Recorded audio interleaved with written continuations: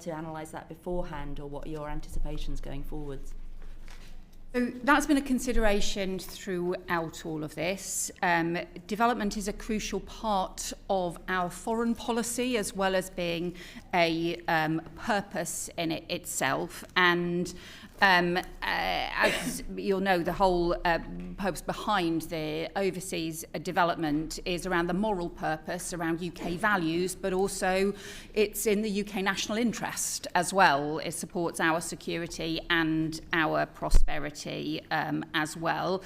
We obviously have taken the difficult decision as a result of we need to increase the defence spending based on the global instability that we face. That has meant a difficult decision in terms of reduction in overseas development funding.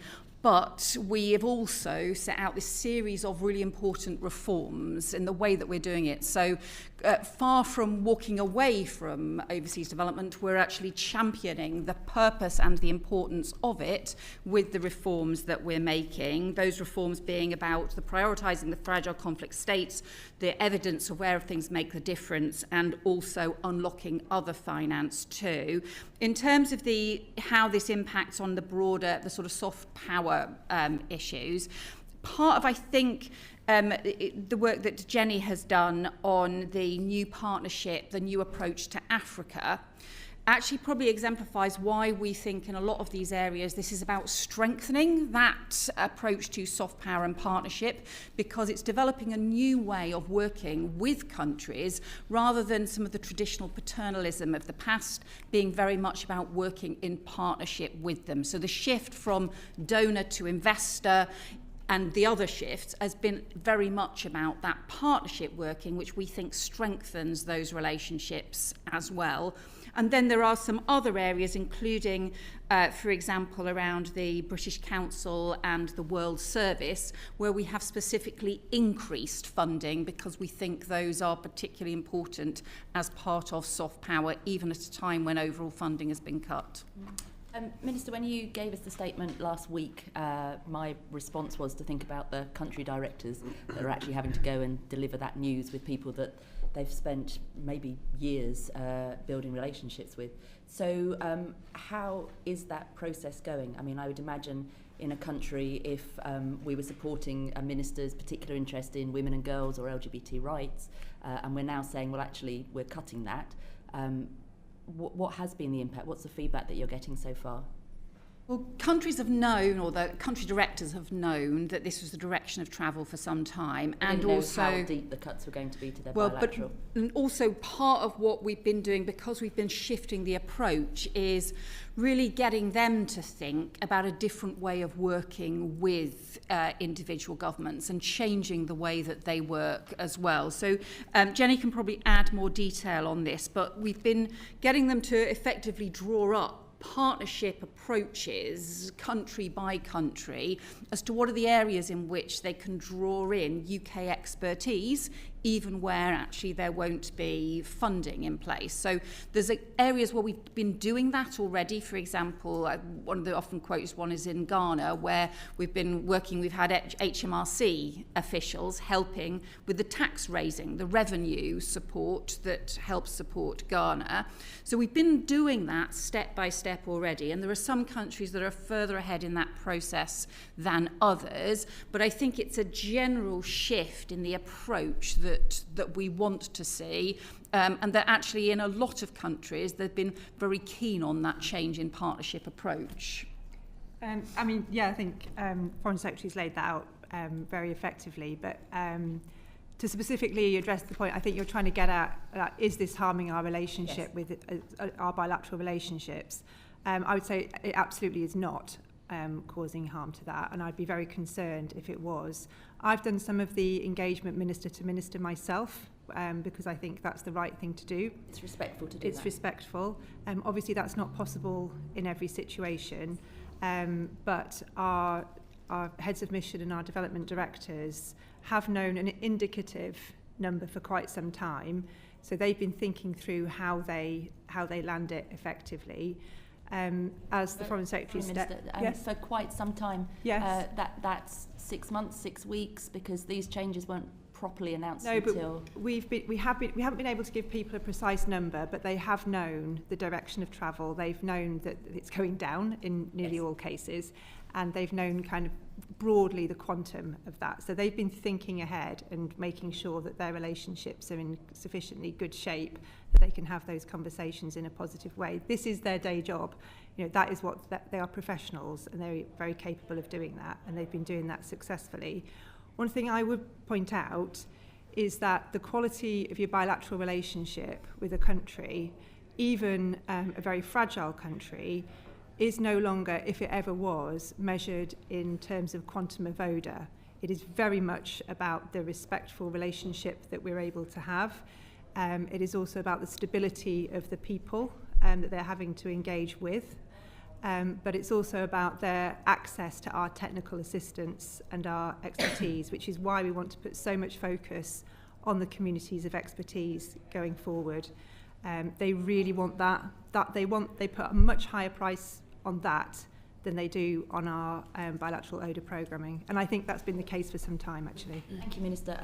We're going to come on to the staffing cuts because I agree the stability of our staff and the expertise of SCDO staff is really key to our relationships. So we are concerned about the 25% proposed cuts that are going through. But we'll come back to that in further questions. I was thinking of ministerial stability as well. Okay, good. But I wonder, I don't disagree with the direction of travel that FCDO is going in, because this committee has long argued against this sort of paternalistic we know best approach. I am, however, extremely concerned about the speed with which that shift is being forced through because of the brutality and reality of the cuts. So I wonder, Foreign Secretary, if I could ask you, at the beginning of this Parliament, the government committed to restoring the UK's leadership and reputation in international development. So in your view, is the UK's reputation stronger now than it was 2 years ago? Well, part of the reason we're doing the Global Partnership Conference later this year is in order to continue with that leadership role, which we have had for historic reasons for a long time. And actually, we are continuing to play, because we're continuing to do that in the way in which we're arguing for reform of multilateral institutions. We're continuing to do that in the way that we are changing the way in which we do development to have the maximum possible impact. So in a series of areas, we still end up, I think, being the highest donor to the African Development Bank, for example. In a series of different areas, we continue to be leading advocates as well as leading funders in different areas as well.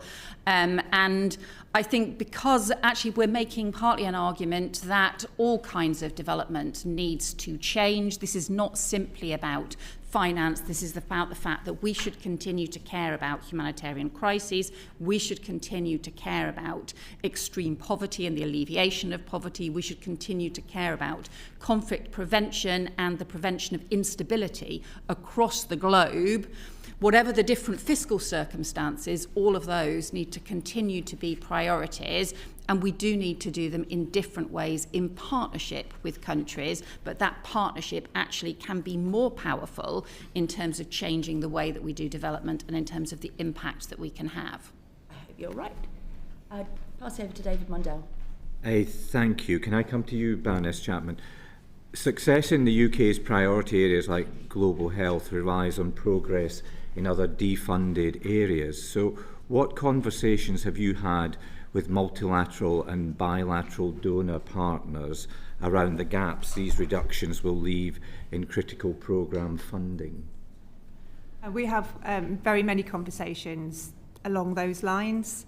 I speak, not only to G7 partners, but other donor countries as well, about exactly this, really, which is about, it's not as simple. When I first started this, I thought, the UK can lead on health, and then Germany can lead on something else, and then it doesn't work like that, because as officials pointed out to me, ministers come and go, and they will have their passions and priorities, and the stability of that kind of arrangement isn't sufficient to us to be able to make that as a concrete offer to global south, for want of a better expression, countries.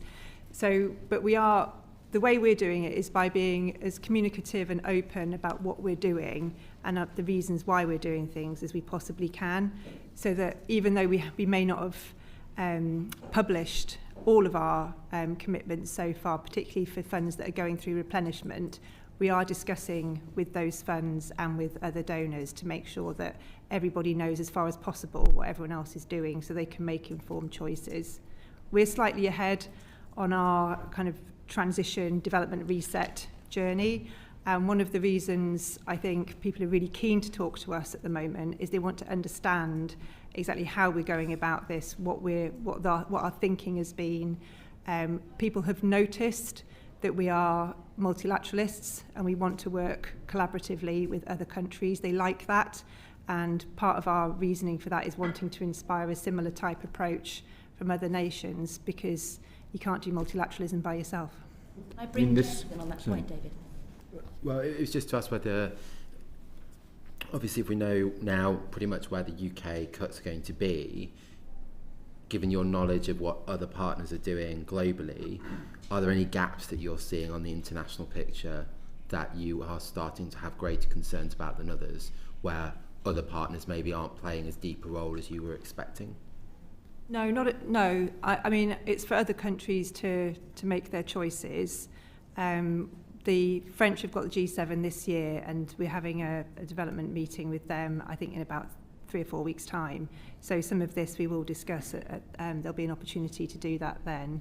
I imagine there will be some, though. I think it's important that we're just honest about this, and we need to look at whether there are particular geographies or particular themes that we might want to find different ways of working together, but we're not at that place yet.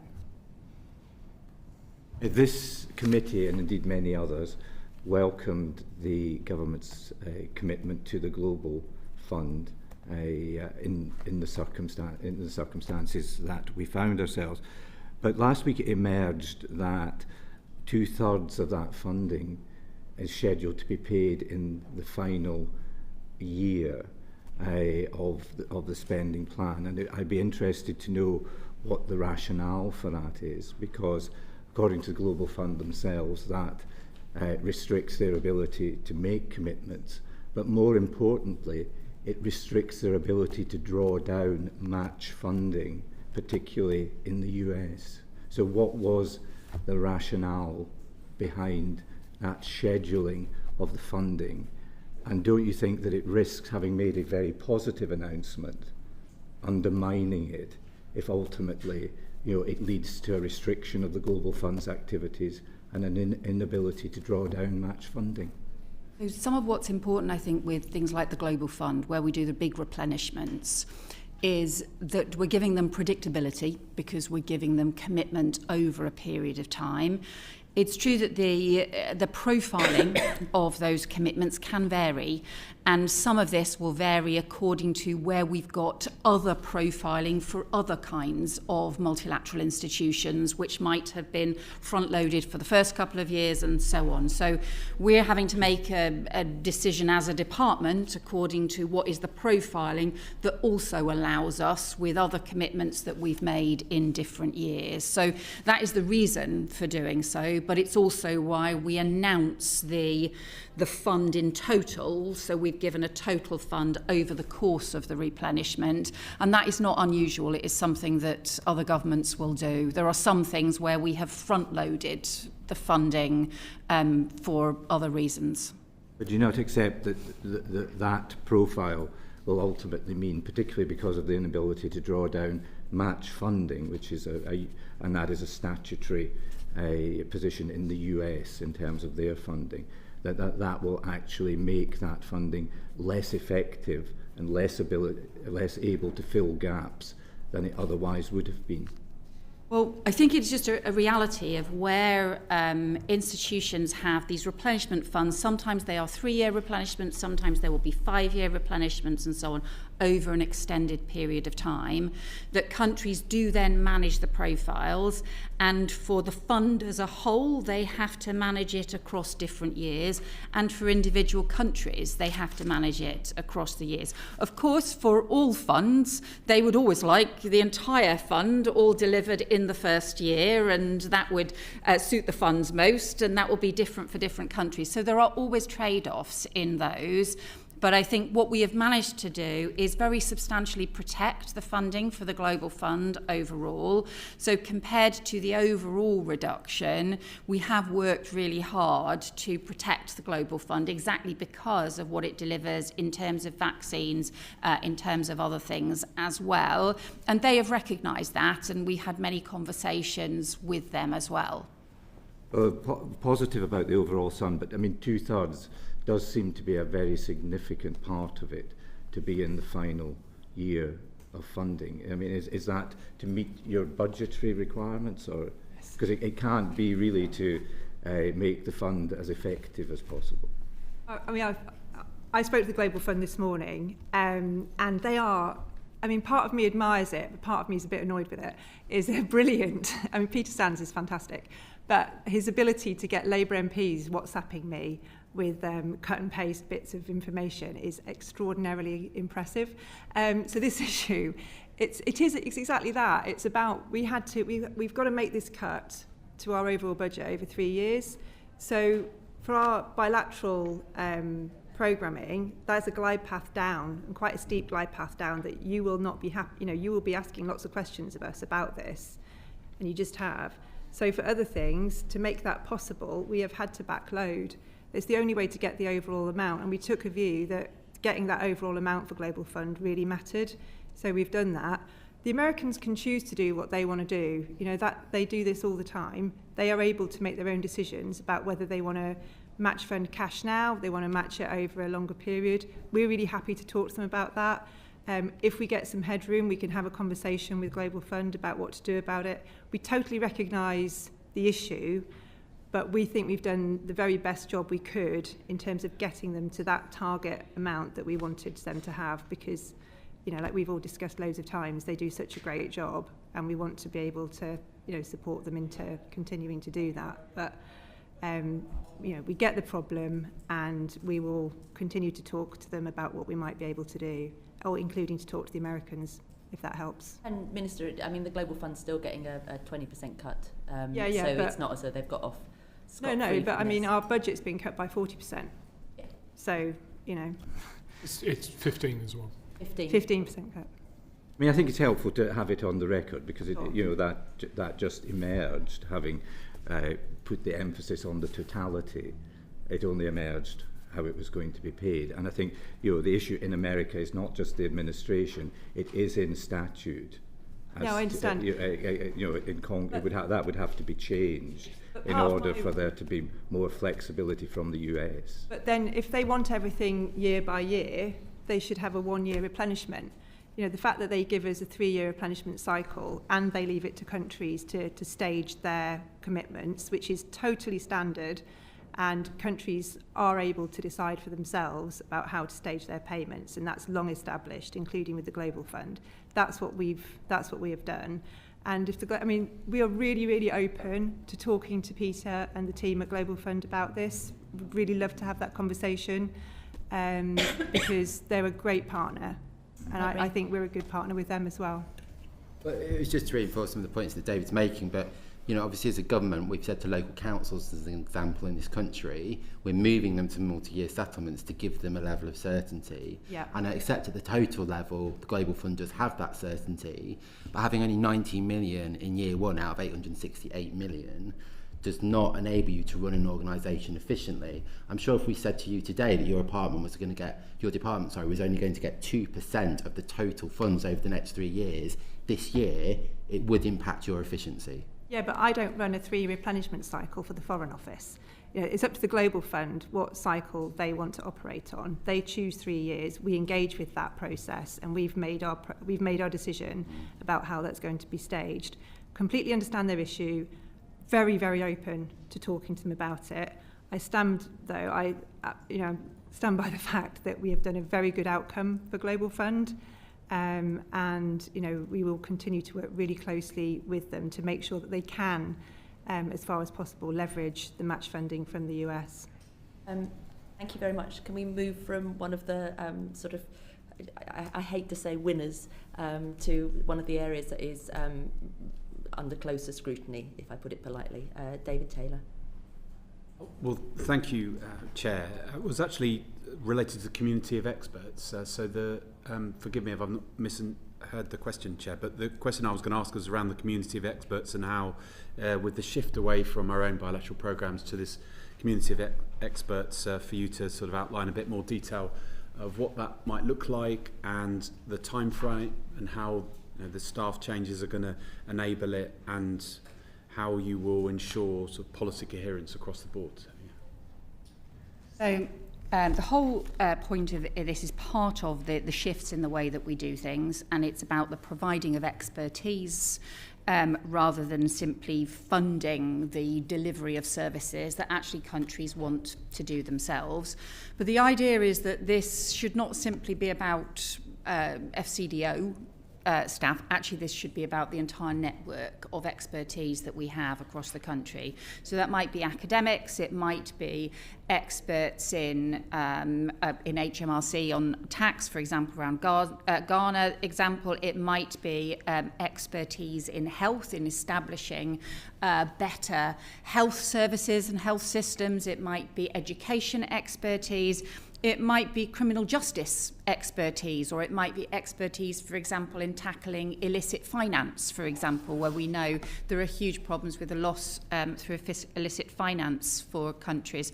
So the whole sort of idea of this was to be able to draw on that network of expertise and to be able to fund the provision of the technical expertise that then can help countries develop and build better resilience, better expertise themselves, and better systems themselves in country. Foreign Secretary, with respect, this sounds like a reverse woulda, coulda, shoulda.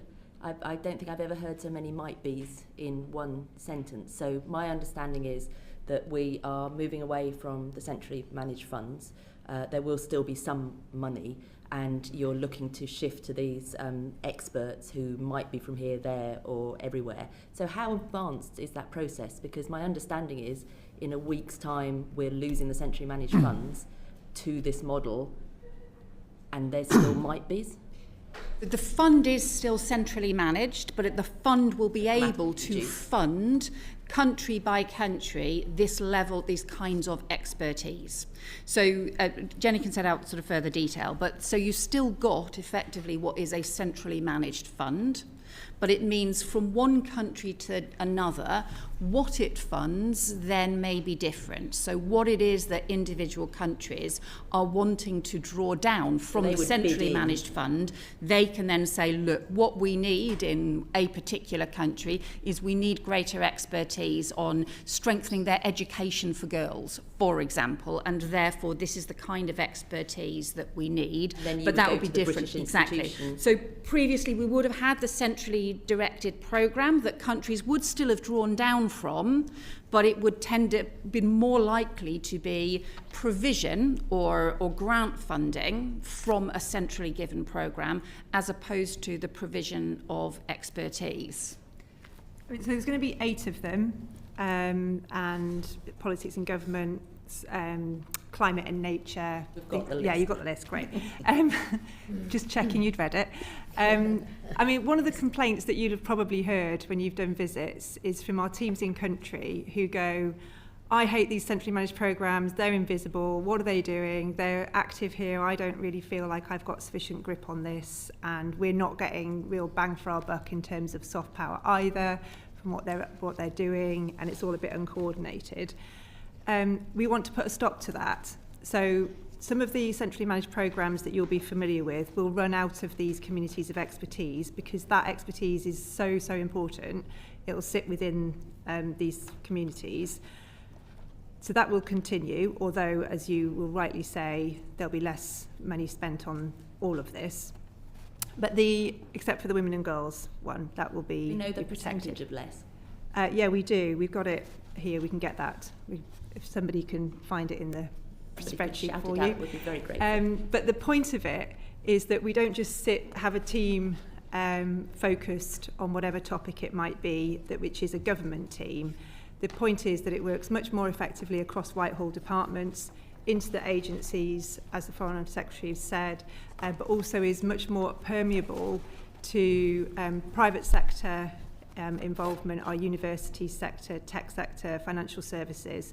All of these things, there are players now who want to get involved in development, who may already be active, may be curious and haven't had a sort of route through. The UK offer can seem a little bit uncoordinated to partner countries. This is about tidying that up, being more strategic and organising it more effectively. Your question about are they all good to go next week? No, they're not. There will be continuation of what we're doing at the moment, and there is a glide path down over 3 years on some of these programmes. Some of them will responsibly exit sooner.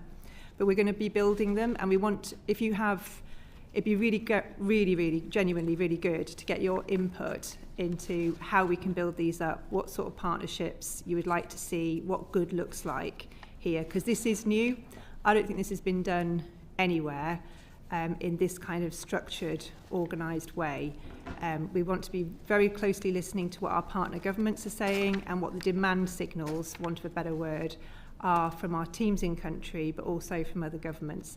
This is, making these cuts has been really hard. It's been really hard, okay? This is the good bit, where we get to build something up and do something different. And I think these are going to be really impactful and powerful, but only if we stick to our sort of ideas about wanting them to be properly inclusive and not just about what happens in Whitehall.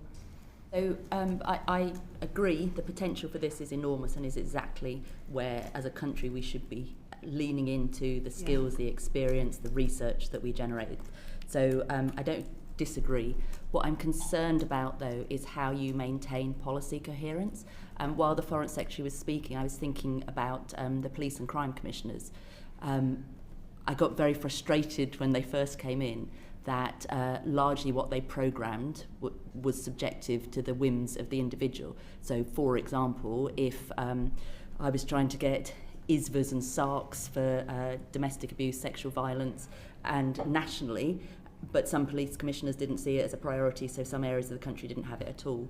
So how are you going to avoid, for example, and I can't believe this would be possible, a country director is particularly passionate about women's rights at the exclusion of, nutrition. So they're coming in with all of this help and needs around one particular topic, or another one has absolutely no interest in development but is really interested in business development. So all of their questions are coming for that. So what is going to be the structure to keep an eye on this so that we do have that cohesion across your priorities and not just an individual's pet passions? These will be better than police and crime commissioners. Well, that's a low bar, a low bar. So the answer to your question is nobody should be working in development who isn't passionate about women and girls, is the first point. But the second point is no one should be developing their portfolio in their country based on their own passions and their own opinions about what they think is nice in that country. But the unintentional bias means that happens. No, that should not happen. I agree. And they have analytics that they apply to they do a political economy analysis, they look at World Bank data, they look at the experience of that they have of operating in that country, what's worked, what hasn't, and they need to justify in their portfolio approach, which we haven't really talked about. I'm really excited by this. It's probably really dull to lots of people, but we want to get away from this. I'm going to do a program on this, then I might do a program on that.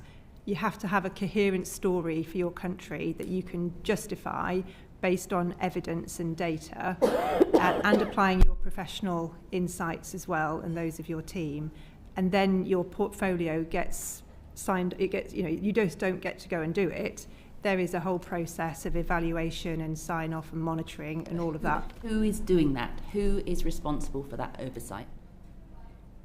Ultimately, ministers. So the idea, I think the fact of us giving a 3-year budget to countries helps develop that sense of the plan. This is not just, oh, well, what's the hand-to-mouth decisions they're going to be making short term, but actually what is the plan over a 3-year period. So the idea is that the country-based teams will be able to develop that portfolio plan. For the major ones then will be coming to Jenny to be able to be signed off. Is this the right approach? We are iterating still, so a couple of countries have been developing what is effectively like the portfolio plan to trial these approaches out. And then what we will clearly need is then the clear sense of the guidance that reflects actually what they are already working to, but gives that clearer approach which says, look, this is exactly what the priorities are. We know that it will vary from country to country depending on the circumstances, the nature of the challenges that they face. But there are still some overarching priorities, including, for example, the fact that we've made women and girls a priority for the whole FCDO, not simply for development. So there are some key priorities that we will want them to take into account wherever they are, and that will be part of the guidance for the portfolios. But ultimately, certainly particularly the major portfolios, will be coming back to ministers. And you pick on women and girls, and you know it's a pet project for myself and this committee. So I'm really pleased that you're saying that sort of 90% of the funds are going for gender mainstreaming. What concerns me is, so you can argue that a school is gender neutral, you're encouraging boys and you're encouraging girls to go to it. I haven't found the stat about how much money you're actually ring-fencing for gender equality. So do you have a figure, do you have a specific amount that you're looking to be spent on that? Because with the best will in the world, internationally we're seeing women's rights, girls' rights being rolled back faster than I thought was possible.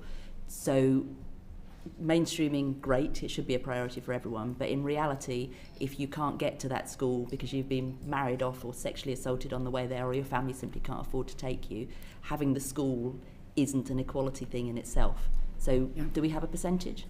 So I'll let Melinda sort of pull out any of the sort of individual figures that we've got. But look, just in terms of the overall sense, look, the reality is because development supports women and girls, of course, reductions in development, that has an impact. But what we have tried to do is to by making women and girls a priority for the whole of the Foreign Office, not just for development, and then increasing from 80% to 90% the proportion of FCDO programs of the proportion of the development programs we expect to be sensitive to women and girls and to be looking particularly at the issues for women and girls.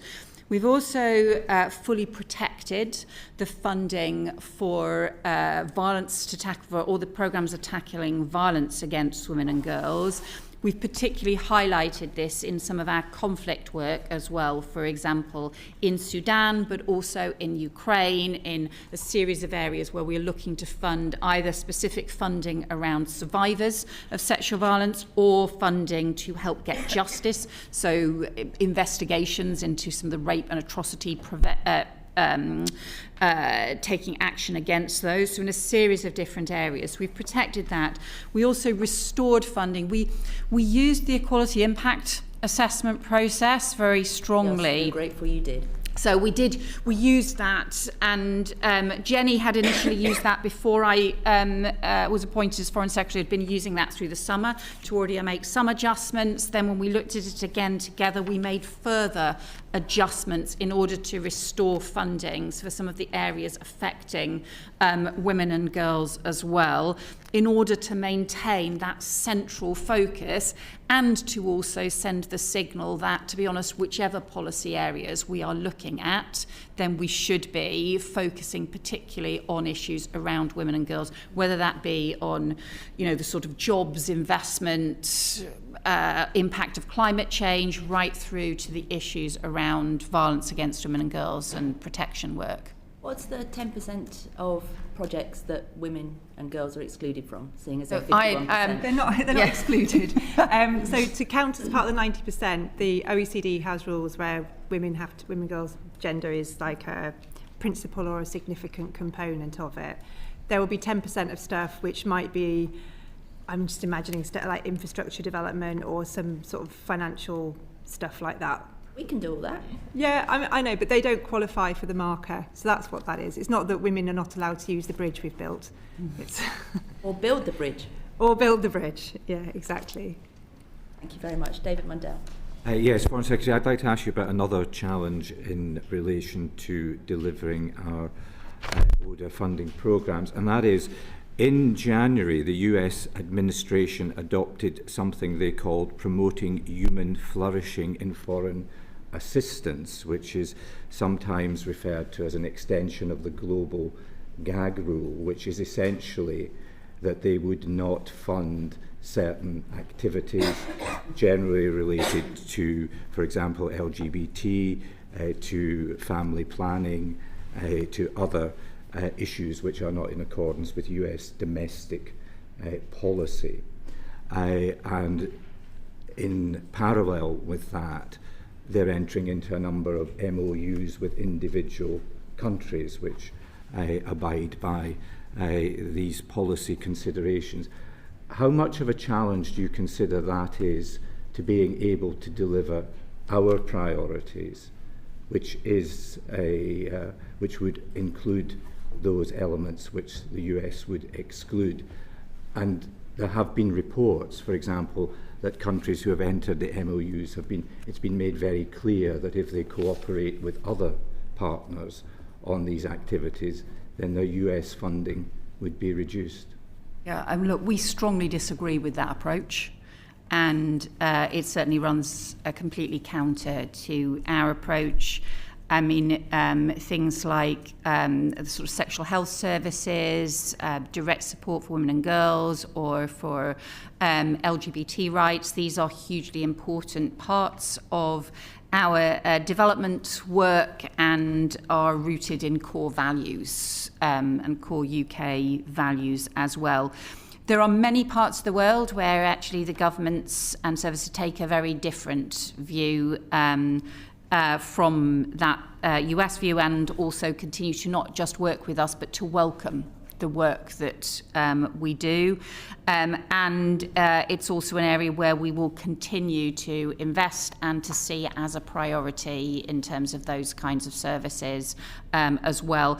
We also, I think, been part of, and Jenny has been part of, signing international statements that take a very different view to any kind of gagging rule and are very clear about our values. Yeah. No, sorry, go on. Do you have an overview which would allow you to step in or prioritise in countries where, for example, services weren't provided as a result of the approach that the US was taking? I think it's one of the things that by prioritising women and girls across the FCDO, it allows us to respond if there is a sense in particular countries where there are challenges. And it also allows us to be a champion on this worldwide, and to continue to be a voice, and not to get drawn into a sense that all countries across the world are somehow pulling back or going backwards on women's rights. That is just not the case. We and many other countries will continue to be champions for those issues. And so, in parallel with that, will the FCDO be continuing its funding of LGBT issues internationally? Yes, and that was another area that was picked up as part of the Equalities Impact Assessment, where we shifted the decisions once we got the impact assessment in to make sure that some of that funding could be restored. Two specifics on this from me. Is Afghanistan getting any money for women and girls? So, do you mean through the central programmes? Full stop. Well, Yes. So, as the Foreign Secretary describes, the portfolio for Afghanistan will need to be approved by ministers. But within that portfolio, currently, we're aiming to get the balance right on things like provision of education, health, and food security.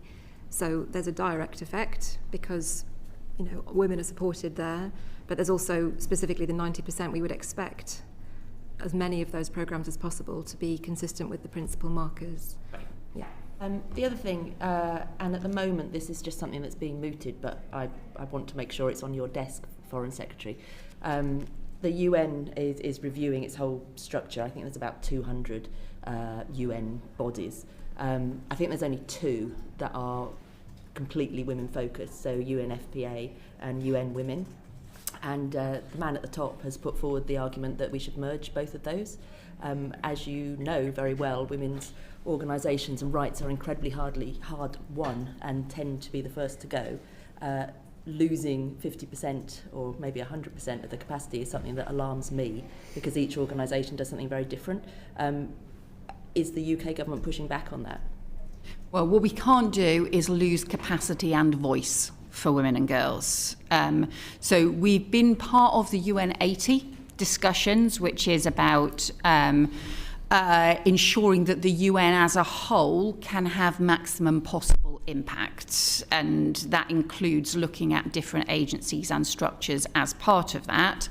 But we are very clear that women and girls needs to be a central part of what the UN does, and we cannot have any rolling back from that. I am taking that as we're pushing back behind the scenes, and if you want to dissuade me of that, then you can, but at the moment I am satisfied with that answer. Thank you. Brian. Thank you. I've got 2 questions, if I may. Starting with you, Foreign Secretary, what is your strategy to communicate the government's decisions on aid to the UK public? So I think we obviously, and I wrote an article, we've had the announcements and the information that we published last week as part of this, and your committee obviously in scrutinising this also does part of the communications around what is our approach. But I think part of, I think what you're saying is basically what is the sort of public explanation of why this is so important, why we continue to do this. And I think some of it is, we've seen that a huge response from things like the UK match aid that we've done around Palestine, for example, and around Gaza in the run-up to Christmas. So the work that we did around Jamaica and the impact of the hurricane, actually across the country, there is huge support for that humanitarian support at a point of crisis, whether that crisis is the result of conflict or whether that crisis is the result of climate change, that we are a country that does our bit to support those in crisis across the world.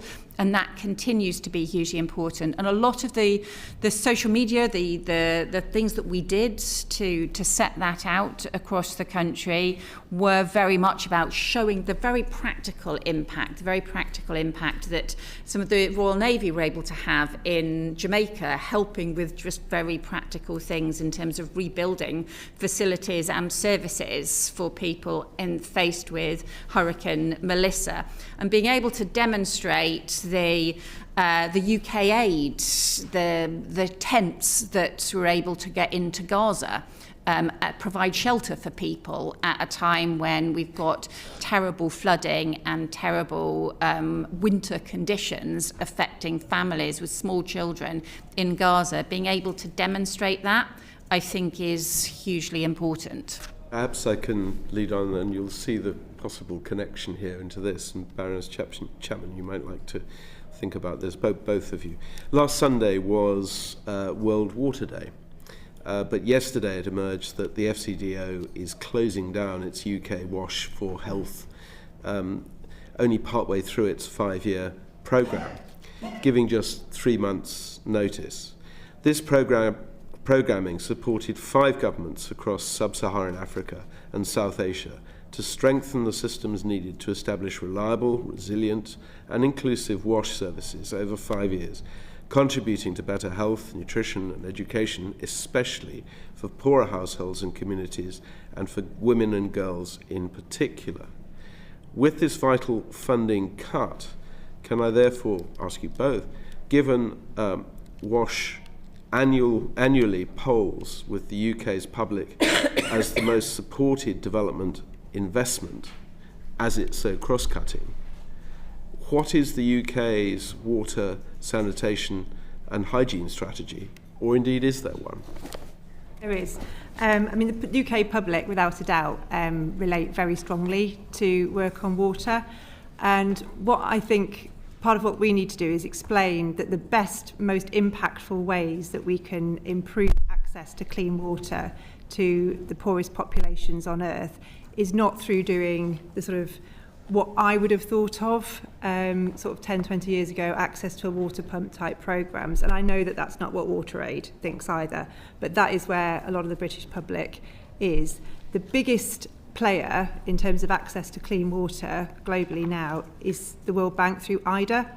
And, you know, look at, I don't know, Sierra Leone, where they did a $40 million programme, able to like really properly get permanent access to clean water for one of the poorest populations that there is. And, you know, we can do some of the system strengthening work. We don't need to do that through a specific WASH programme. But to get that investment at the scale that it's needed, and this is like David Miliband's point about dosage here. Yes, we can do our bilateral things, and that's good, but it's far, far more impactful to work multilaterally at scale through IDA. Over 70% of that is going into Africa, and these are doing. You know, this is how you get the infrastructure built. You know, the people want decent, proper, sustainable infrastructure that's well constructed, that lasts, and they do not want this kind of stop-start way of funding this stuff anymore. So that's why we've done it. I accept there's a communications challenge around that, but it was the right decision to do. It was the right decision to make, and we're putting nearly £2 billion into IDA, and that is one of the reasons that we're doing it. Who should the communication have been with? Well, I think that's an interesting point. I mean, we talk about communications a lot. I think, you know, we're in a bad way when it comes to public support for development. I think the last stat I saw on support for getting back to 0.7 was like 12% of the British public. So I think the idea that we can go from that into, you know, everybody supports it and everyone's really pleased and thinks it's all really well spent rapidly is probably a little bit naive. So the way I see this, and having got over the kind of the last year of making these decisions, I think one of the things we need to work with the sector on is talking to people who are already inclined to support development and persuade them that the government's done a really good job on this reset. We've got a strategy, we're spending money well, we are sharing the burden between the taxpayer and the private sector and the MDBs. Explain this in a much more coherent, straightforward way. And there are lots of people who say they support development and they're worried about aid dependency and they're worried about a sort of neo-colonial kind of approach to aid. We've got a really good answer to that through the work that we've done on partnership. But what we haven't done sufficiently well or even attempted to yet, but we must, is articulate this to the public, who I think would be genuinely quite interested in what we're doing and why. Thank you. I've got Monica, then James, then David on this point. Thank you. When you talk about the 12% of the public that don't support getting to 0.7, surely that's about leadership. It's 12% that do.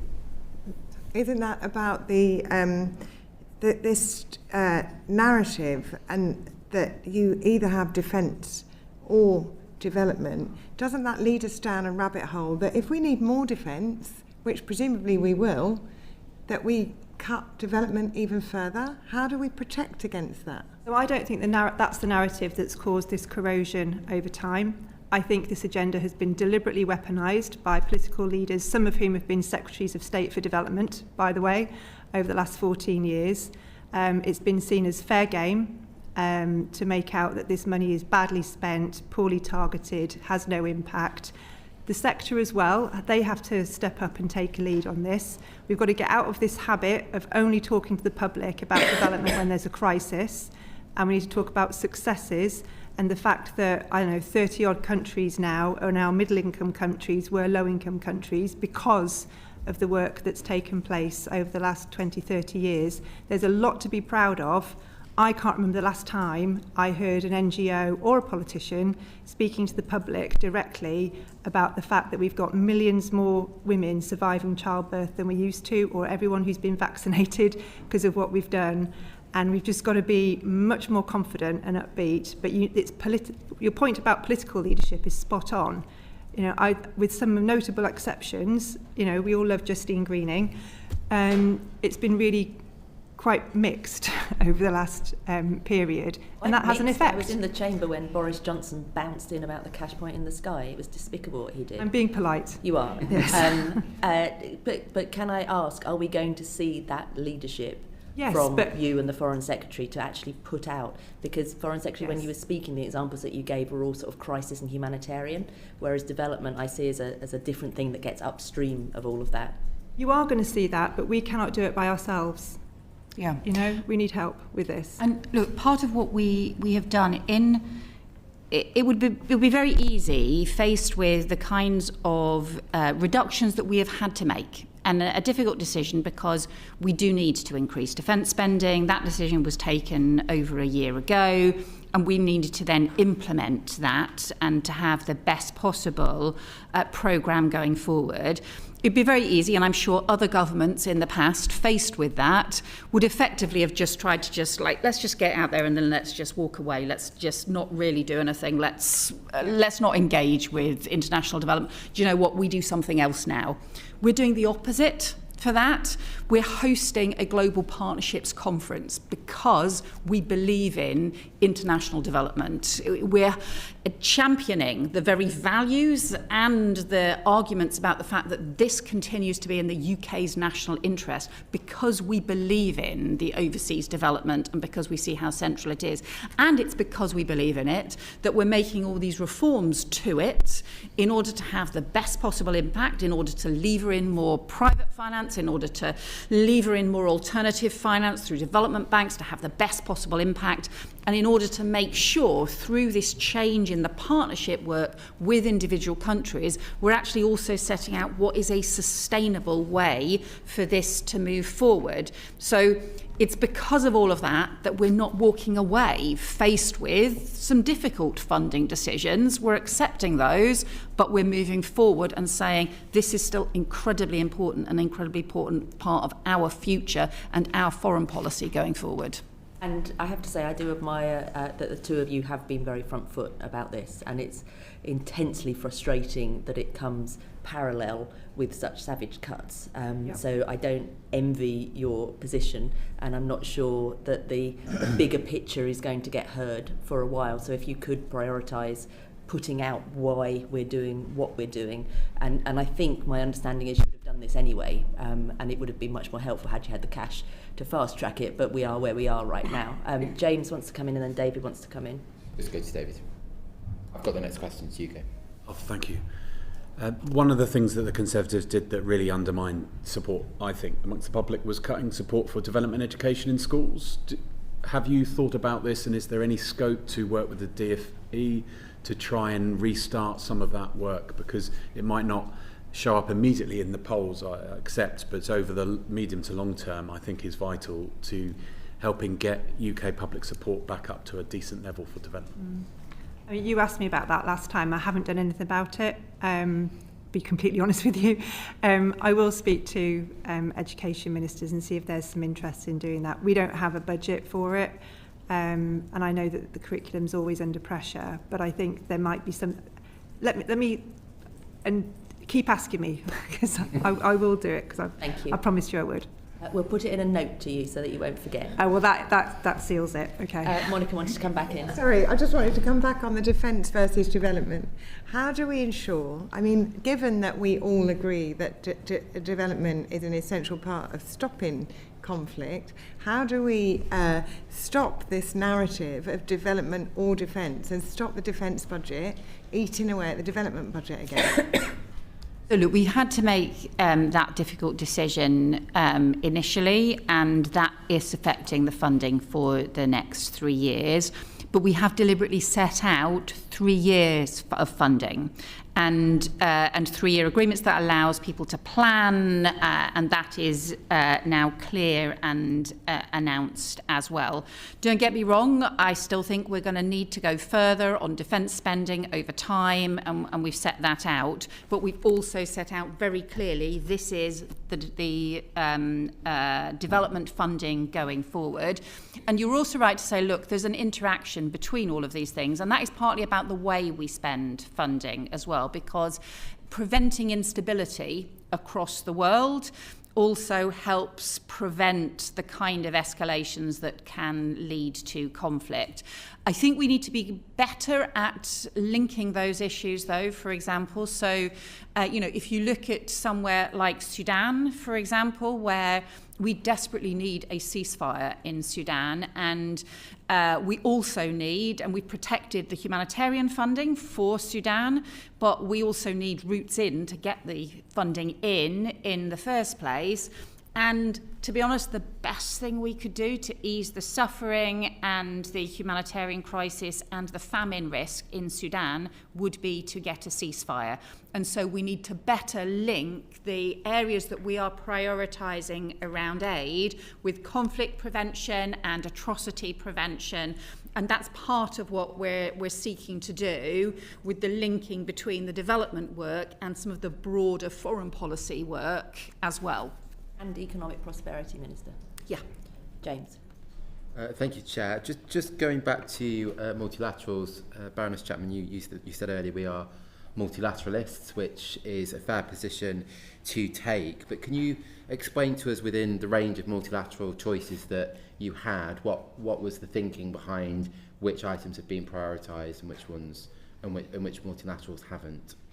So I was looking for funds that were good at leverage, and we're prioritising the parts of the world and the issues that we really are interested in. So the big ticket was IDA, where we uplifted by 40%. We've gone to 2 billion. The reason we did that is because over 70% of that goes into sub-Saharan Africa. That is the programme that focuses more on fragile states. We've got a great team in Washington that's been able to exert pressure in the World Bank and get them to have a really good fragility strategy, which we need to hold them to.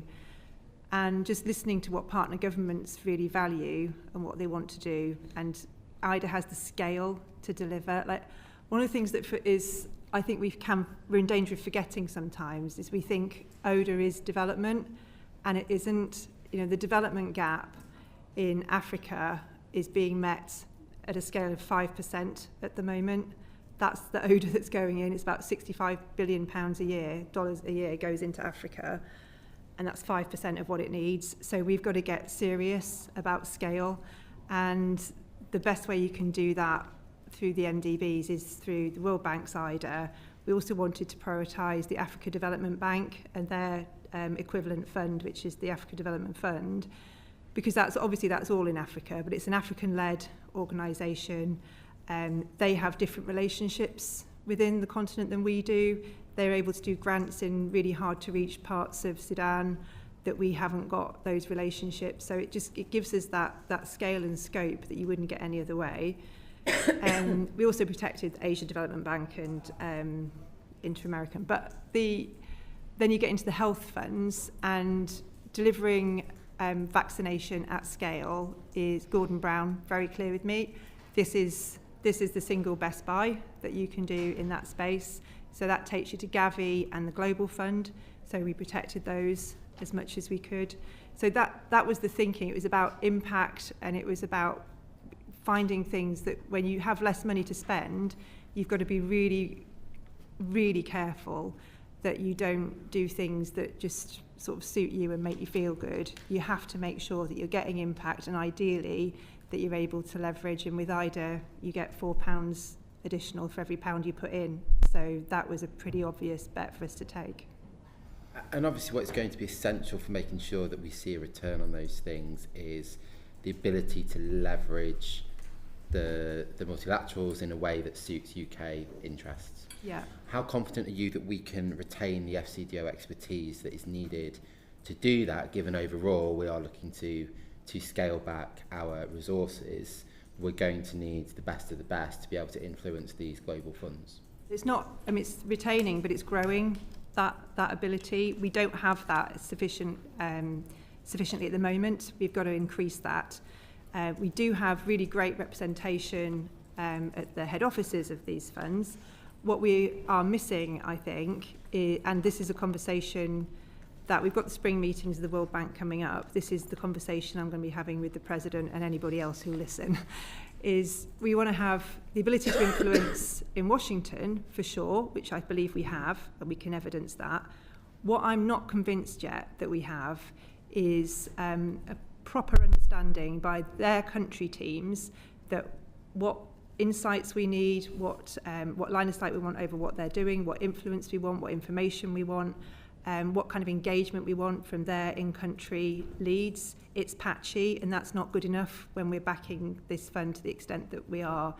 Our teams in country, for their part, they need to, in many cases, become less about managing a programme and more about convening and getting the MDB reps into a room with the country, agreeing plans, making sure that we're able to influence and bring the skills that we have, making sure our community's expertise and what the MDBs are doing is complementary and not cutting across each other. There is a failure internationally to adequately be coordinated and organised just about everywhere on this agenda. That can't go on. Everybody agrees with that. Quite what's being done about it it's one of the reasons the UN80 process is so important. But that is a really important plank that if we don't get right, our whole strategy will be weakened. So it's vital work. But your question about expertise is we need to retain it and to increase it. And we talk about the 4 essential shifts from what you're describing there.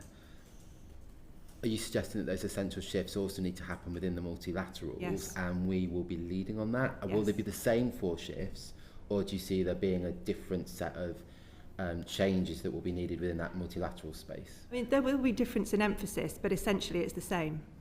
Because the shifts aren't just about how we spend money, the shifts are about how we get impact. And that we believe, I passionately believe, that those shifts came about because we listened to what partner countries were saying. So that, everybody should be listening, not just the UK. The MDBs who've got the big money to invest, they have to listen perhaps more than anybody else. Thank you. David Mundell. Oh, just may I add one thing, just in terms of the way the shifts apply to some of the things, is that if you take the fragile and conflict-affected states, where in some cases, somewhere like Sudan, for example, when there isn't actually a kind of, you can't work with a government in the same way because of the scale and nature of the conflict. And in a country like that, you might be working directly with local organisations and so on. So the fourth of the shift from international to local providers might be the more important one in, for example, the fragile and conflict-affected states. And where, for example, we would like reforms through the World Bank and others to be able to lend more to provide more funding for fragile and conflict-affected states, but they may need to do that through different routes. It may not be working with a partner government because that just may not be workable in the same way in the midst of a conflict, but there may be other ways. And so the balance of the 4 shifts might be different depending on the location as well as on the institution. Thank you. David Mundell. I think, Minister, it had been indicated previously that there might be no funding at all for UN AIDS, but I noted then subsequently that there was some funding, which is, again, in the circumstances, welcome, particularly when we're at, what is a potentially exciting time when a Capavia could be rolled out more extensively. But you'd also indicated that there would be announcements in relation to Unitaid and the Robert Carr Fund. When are those likely to be forthcoming? So on the UNAIDS, it's sunsetting. So we've done the 4 million to finish off what we promised they would do. And we've also put in another $1 million just to help with the transition, because we are worried about that. On the, I can't remember off the top of my head about Robert Carr. So we will complete the existing £10 million commitment we've got to the Robert Carr Foundation. So that completes at the end of this year, next year, 26-27. And then after that, we'll just have to review what the future funding options will be. And Unity? Unitaid, we haven't announced some multilateral funding because they're in a replenishment cycle. So we want to sort of hold back to the replenishment discussion before we actually set out what we will be funding. But we will be having, our expectation is that we will be continuing some funding to Unitaid. There is a point about the global health architecture, if you like, being, and everyone agrees it needs to be simplified and streamlined. And in some ways, you know, our funding decisions being more focused on Gavi and Global Fund and WHO, but we're kind of trying to support that move as well. And there are discussions about how Gavi and Global Fund themselves might align more, because we can't afford quite so many different organisations. And like you've said, like, you know, what we need to do about HIV now is different, because we've got more choices about what we can do and longer lasting interventions than we've had before. So it's about sort of looking at this afresh, as well as, I wouldn't want you to think we're just sort of backing out of things unthinkingly, because we're really not. This is about making sure that the gains that have been made, we're able to secure those and then move on. Minister, Foreign Secretary, this committee recently did a review and report into value for money, and one of our recommendations was that you do a review of our multilateral spend, because the last time it was done was 2016. So now seems to be the perfect moment for you to be committing to that, because it was flat refused when we put it forwards. And also I would be very interested, if you do that, to see how you measure success. So how much influence you have. Are you seeing a shift in the multilaterals to your 4 pillars, for example? Because I'm optimistic for you, but I'm not convinced, because these are big organisations that don't like moving quickly. So it would be really helpful if you were able to commit to a review of where our money goes and how much influence it actually has. I think I suppose we've done a sort of a partial review in the process of making these decisions. So we've had to do an assessment of which organisations have the biggest impact, and also which we can influence as well by contributing where we have the greatest influence as well. I think probably some of these further questions we'll also be assessing as we move forward in order to get the kinds of reforms that we want going forward as well. And it's also something we are keeping in mind in the run-up to our chair of the G20 as well, because some of those sort of global architecture issues and how we get maximum impact will be part of those considerations as well. That's, sorry, please. Yeah, can I just add to that? I just want to be clear how selective we already are with our multilateral funding. So there are over 200 multilateral funds and programs that could receive ODA in the development space. We are funding 34 of them. So we've already decided not to fund 170 of them. And that's going to go down further by about 3 over the course of the next SR. So we've been incredibly selective already. And going forward, we are focusing just on those parts of the system that we think really matter and where we can shape and influence. And a good example of influence is that the World Bank has unlocked £300 billion worth of additional funding over 10 years without one penny of additional funding, because of changes they've made to their capital adequacy framework. The UK started that conversation on capital adequacy about almost about 5 to 7 years ago. So, you know, that some of these are slow burn, but if you track them through, they make a huge difference in the long run. But that's why I think it would be really interesting if we could track it through, because I mean the world has changed beyond all recognition, not just in the last 10 years since we did a review, but I'd say in the last couple of years. I'm thinking of, excuse me, an organisation like WHO, which I think provides us invaluable services. I think we're cutting our contribution by 20%, but America is just completely pulled out of that. So it's where all the other players are influencing. And personally, I see some phenomenal organisations, to pick 3, UNHCR, UNRWA and World Food Programme, do what no one else can do at absolute bare minimum costs. But I also see others that have fantastic offices in fantastically expensive capitals around the world, and there's loads of duplication. And also they won't take responsibility, because when we meet the Secretary Generals, it's for the members to decide, not for us to be telling them. And, well, actually, you're getting paid to take a leadership role, so why are we paying you? So is any of our multilateral contribution contingent on reforms and changes? I mean, yeah, all of it, really, because, I mean, none of it is guaranteed. No one's got a God-given right to have multilateral funding from the United Kingdom government. And I've just done the letters to all the UN agencies and all of our sort of multilateral partners, telling them about decisions. And in every single one of them, there is and the UK will expect to see the following. Now, you don't get everything you want straight away. And as Nick says, these are slow-burning campaigns often. I've got a big, massive bee in my bonnet about resident coordinators with the UN. And things are changing slowly. But this is the stuff that really makes a difference over time. So no one gets like, here's your money, see you in 3 years. That is just, I don't think we ever have worked like that. But now, our role as activist investor is going to be much more significant. And I mean, knowing that and having it in a report would satisfy me, but I also think it would satisfy the public that we are making informed choices, that we are having influence on the international stage, and the taxpayers' money is being spent for the best value for money. So anything you can do around transparency of that would be really grateful. Could I jump topics? BII, our development bank, we're a big fan of them. But I wonder if, because obviously there's going to be a reduction in the cash that they've got. We know that they had additional money in the last couple of years, so it looks probably more dramatic than what it would be.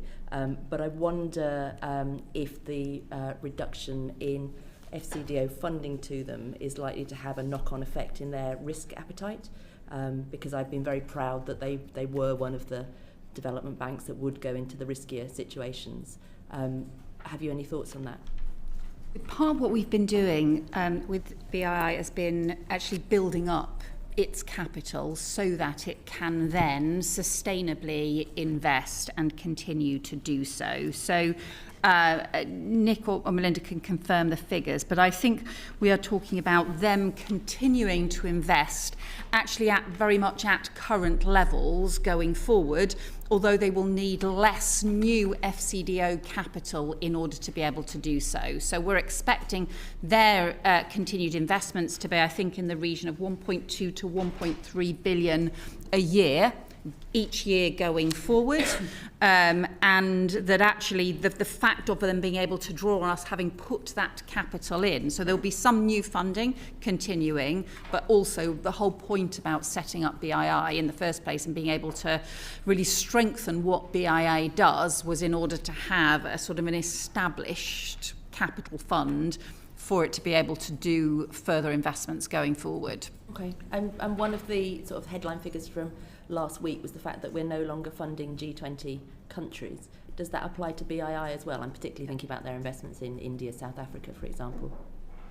No, so it was just about the withdrawing from the traditional bilateral funding, the sort of donations funding, because there are areas for BII funding, and that also includes some of the climate investment as well, particularly some of the climate finance as well, which will also continue.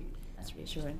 So we are in the process of having a conversation right now with BII about their next 5-year strategy. There are 3 things to look out for. One is how much equity do they give, because equity is really the highest risk investment that they generally take. The second is what proportion are they working in Africa and least developed countries. And in fact, we're expecting their Africa share to remain high, but also that I think they're actually going to increase potentially the share going to LDCs. And then the final thing is we are going to continue to give them funding for real catalytic investment. That's the stuff that they really are taking huge high risk on and could actually lose money on. So we will continue a small amount of money to allow them to continue to do that. They will also get funding from us for Ukraine because we want that funding to continue, and that is high risk for them. And we're also looking to grow their sort of climate portfolio and to do climate mobilization, to mobilize private investment, particularly in places like Southeast Asia, where you've got the big sort of climate transition challenge. So all of those things will continue, but that will see a drop in their funding from us. But as the Foreign Secretary said, I mean, they will continue to invest. It's about 1.4 billion pounds a year directly, and that in itself unlocks about another 1.2 billion of private sector funding alongside it. So in all, they're investing about 3 billion a year with the private sector added alongside BII. And you mentioned Ukraine. This committee was concerned under the last government about the dramatic increase in guarantees, a lot of them going to Ukraine. We saw it as a risk for FCDO going forwards. Do you still consider it a risk? Is there any ways that you've managed to mitigate that? There is no doubt it is a risk because of the potential risk of a debt rescheduling. That said, all the guarantees we are giving Ukraine are through the World Bank. The World Bank is a preferred creditor, so it has preferred creditor status. So generally the default rate for the World Bank is very low. But in the Ukraine circumstances, that may change. But the reality is, if Ukraine doesn't have the fiscal financing that it needs, it's not going to win the war. Monica, over to you. Thank you. I wanted to turn to displacement. So with ODA falling, development programming to ensure that fragile countries remain livable continues to suffer. So what is the department's strategy for reducing forced displacement resulting from this? I think, look, there's a mix of issues here. Some of it is that we are still prioritising the fragile and conflict-affected states for funding, and also continuing to fund support for refugees in country or in the region as well, which is hugely important. But this, I suppose, goes back to the point I was making about us better linking issues around aid funding to wider policy issues as well, because I think for a long time there has not been enough really foreign policy prevention focus around some of the issues on displacement, around migration risks and so on. So one of the things that we have been discussing at G7 level and also with other European partners is what more we need to do around having a more strategic international approach to be able to support people to prevent displacement in the first place, wherever there is conflict or wherever there is crisis, in order to be able to do so as part of the foreign policy interventions. Also, where there is displacement, to make sure there can be rapid support, including through organisations like UNHCR and IOM, to be able to provide support in the region as well, and to have practical support for people to return home where and whenever it is safe, and to make sure that we're also guarding against the always the continual risk around criminal gangs, organised immigration crime, exploiting people and exploiting desperation, because those are the situations that can be most easy to exploit. So I think this is a combination of us prioritising the areas where that is the greatest risk, but also trying to now better link it to international coordinated work, including some of this we will discuss. I will actually be discussing later this week at the G7 in for foreign ministers in France. I'll be discussing exactly these issues later this week, with having a broader prevention and mitigation approach. Does the drop in funding for fragile and conflict-affected states, and combined with ring-fencing some of those key priorities like Sudan and Ukraine, etc., does that mean there's going to be less money spent on those other fragile and conflict-affected states? Well, I mean, one of the reasons... Sorry. I mean, one of the reasons we have made the prioritisation decisions we have is because we recognise the problem that you're talking about. So shifting money from G20 countries, we're now spending, it's going to be 71% will go on to fragile states, whereas before I think, it was like 53, 54% previously, is a recognition of the point you're making. And the other reason that we've made the multilateral bets we have is because we've picked the things that go into the most fragile places. So I think we probably agree with you that this is a risk. And that is reflected in the choices that we've made. But it's not just about. I come back to this thing that ODA isn't an outcome in itself. It's what it's buying and who you can work alongside to make sure that you're putting in the right things in the right places at the right time. And we're quite good at knowing what those are, I think, because we've been in the development space for a very long time. And it's trying to use that understanding and sort of leadership to make sure that the world does a better job in places where there is real crisis than it has been. Can I come back to the UK and the in-country refugee costs that the ODA budget is supporting? So given that the government is trying to end that hotel accommodation by the end of the Parliament, is it your expectation that that money is going to come back into the ODA budget? We've been given the 3-year allocation. Yeah. So in terms of the FCDOs, ODA funding, that allocation is provided for us. And so that's why we've done the 3-year allocations. I think there have been times in the past previously where effectively the FCDO's funding fluctuated depending on what was going on in other government departments, which means you'd then be at risk of losing funding if there's then some problem that means ODA funding is then needed elsewhere. So what the Treasury has done in this spending review is to give us an allocation regardless of what happens anywhere else in the system. So we've got that certainty to be able to do the 3-year budgets. I know what you're asking. I understand that, but will the money that you're saving come back to the ODA budget? So not automatically is the truth, but we've set up a new process. So we did the allocations for the whole of Whitehall ODA through the FCDO. We ran that process. The deal was, as the Foreign Secretary said, that we're no longer spender and saver of last resort, which is a win for us. No one wants to be in that position. What we now have is a process across Whitehall where all the ODA spending departments come together. There's open book, there's mutual challenge, there are shared strategies, that's a work in progress, I admit. But this is the way that we are working. We've had some early successes on research and development. We're now working through all of our climate spending together with DESNES and DEFRA. This is new, this has never ever happened before. Where there are ODA underspends in other departments, there will have to be a conversation and a decision, and the right way to do that is through this process. That's what we all signed up to do. I really hope, for very many reasons, that the Home Office is successful in their work to get the costs of this down. For lots of reasons, no one needs incentivising. But it's what happens to ODA, it gets decided at that board. Can I ask one more question on this, because I think we've got 2 votes imminently.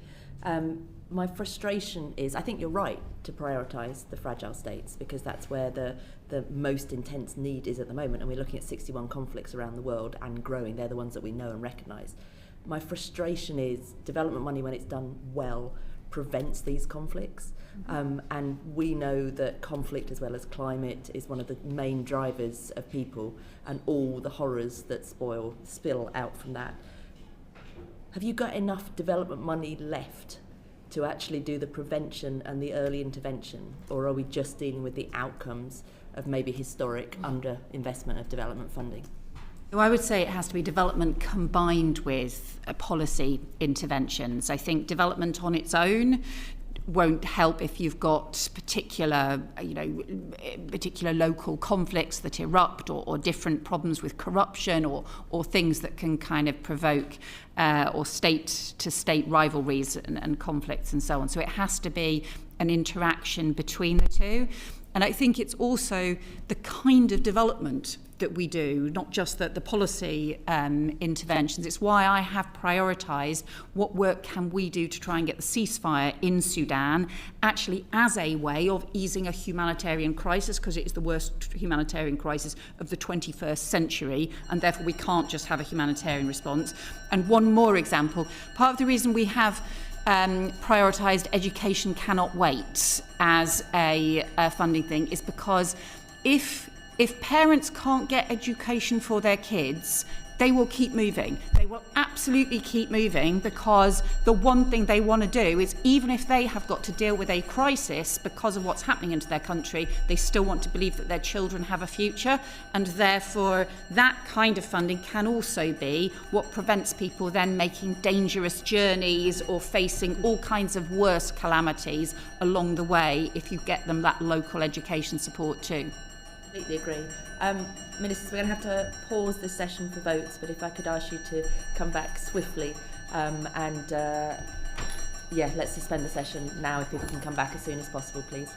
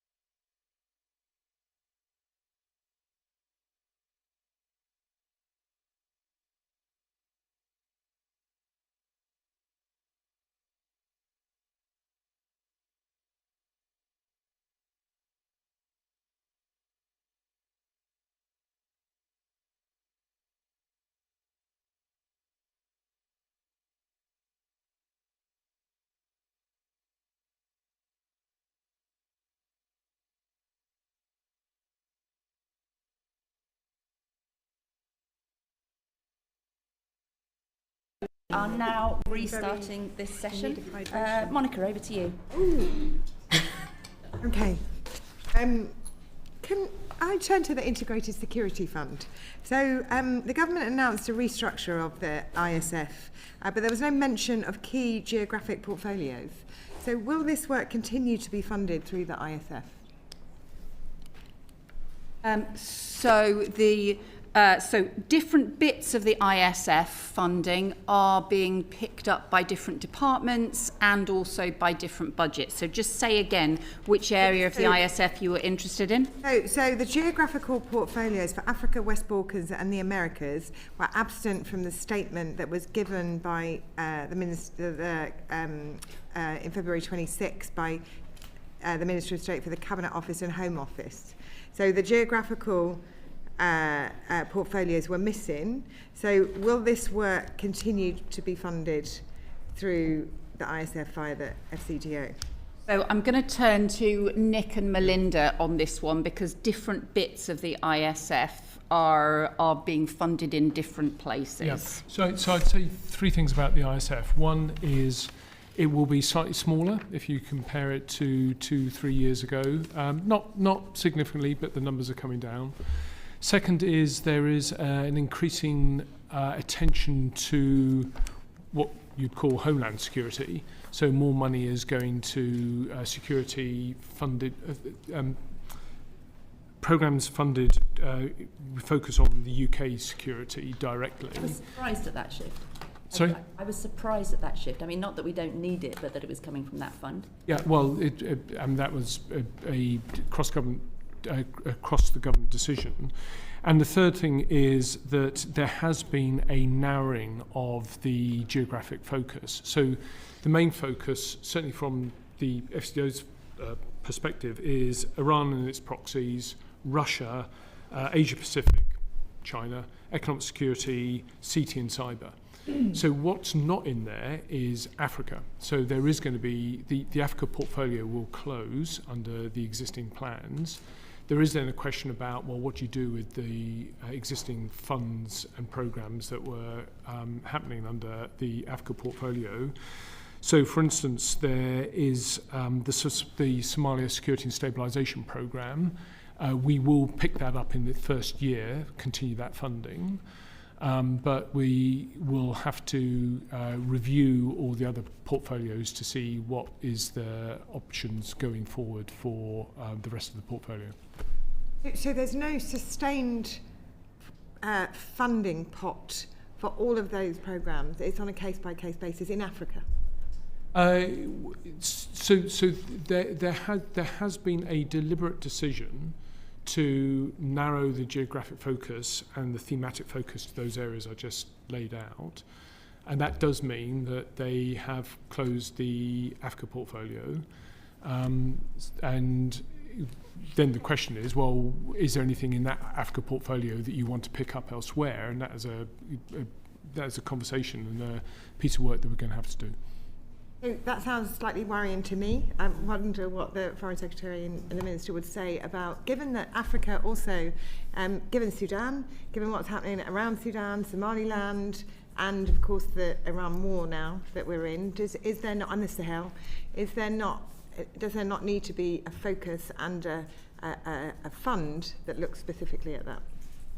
So I think this probably comes back to a part of what we're trying to do is to better link it with the policy work and the actual work by across the department as well. So rather than simply seeing it just in terms of what is the funding pot and then the ISF goes off and does things, to actually link it more effectively in with what is the policy objective in terms of individual areas. So just, look, Sudan's obviously is the easiest area to talk about, or the clearest example to talk about, but we have strengthened the capacity in FCDO working on Sudan. So we've strengthened the team in order to put much greater focus and provide greater expertise to be able to work with not just the the Quad and the US Quad-led process, but also with the African Union, to also be doing work more broadly and to be working with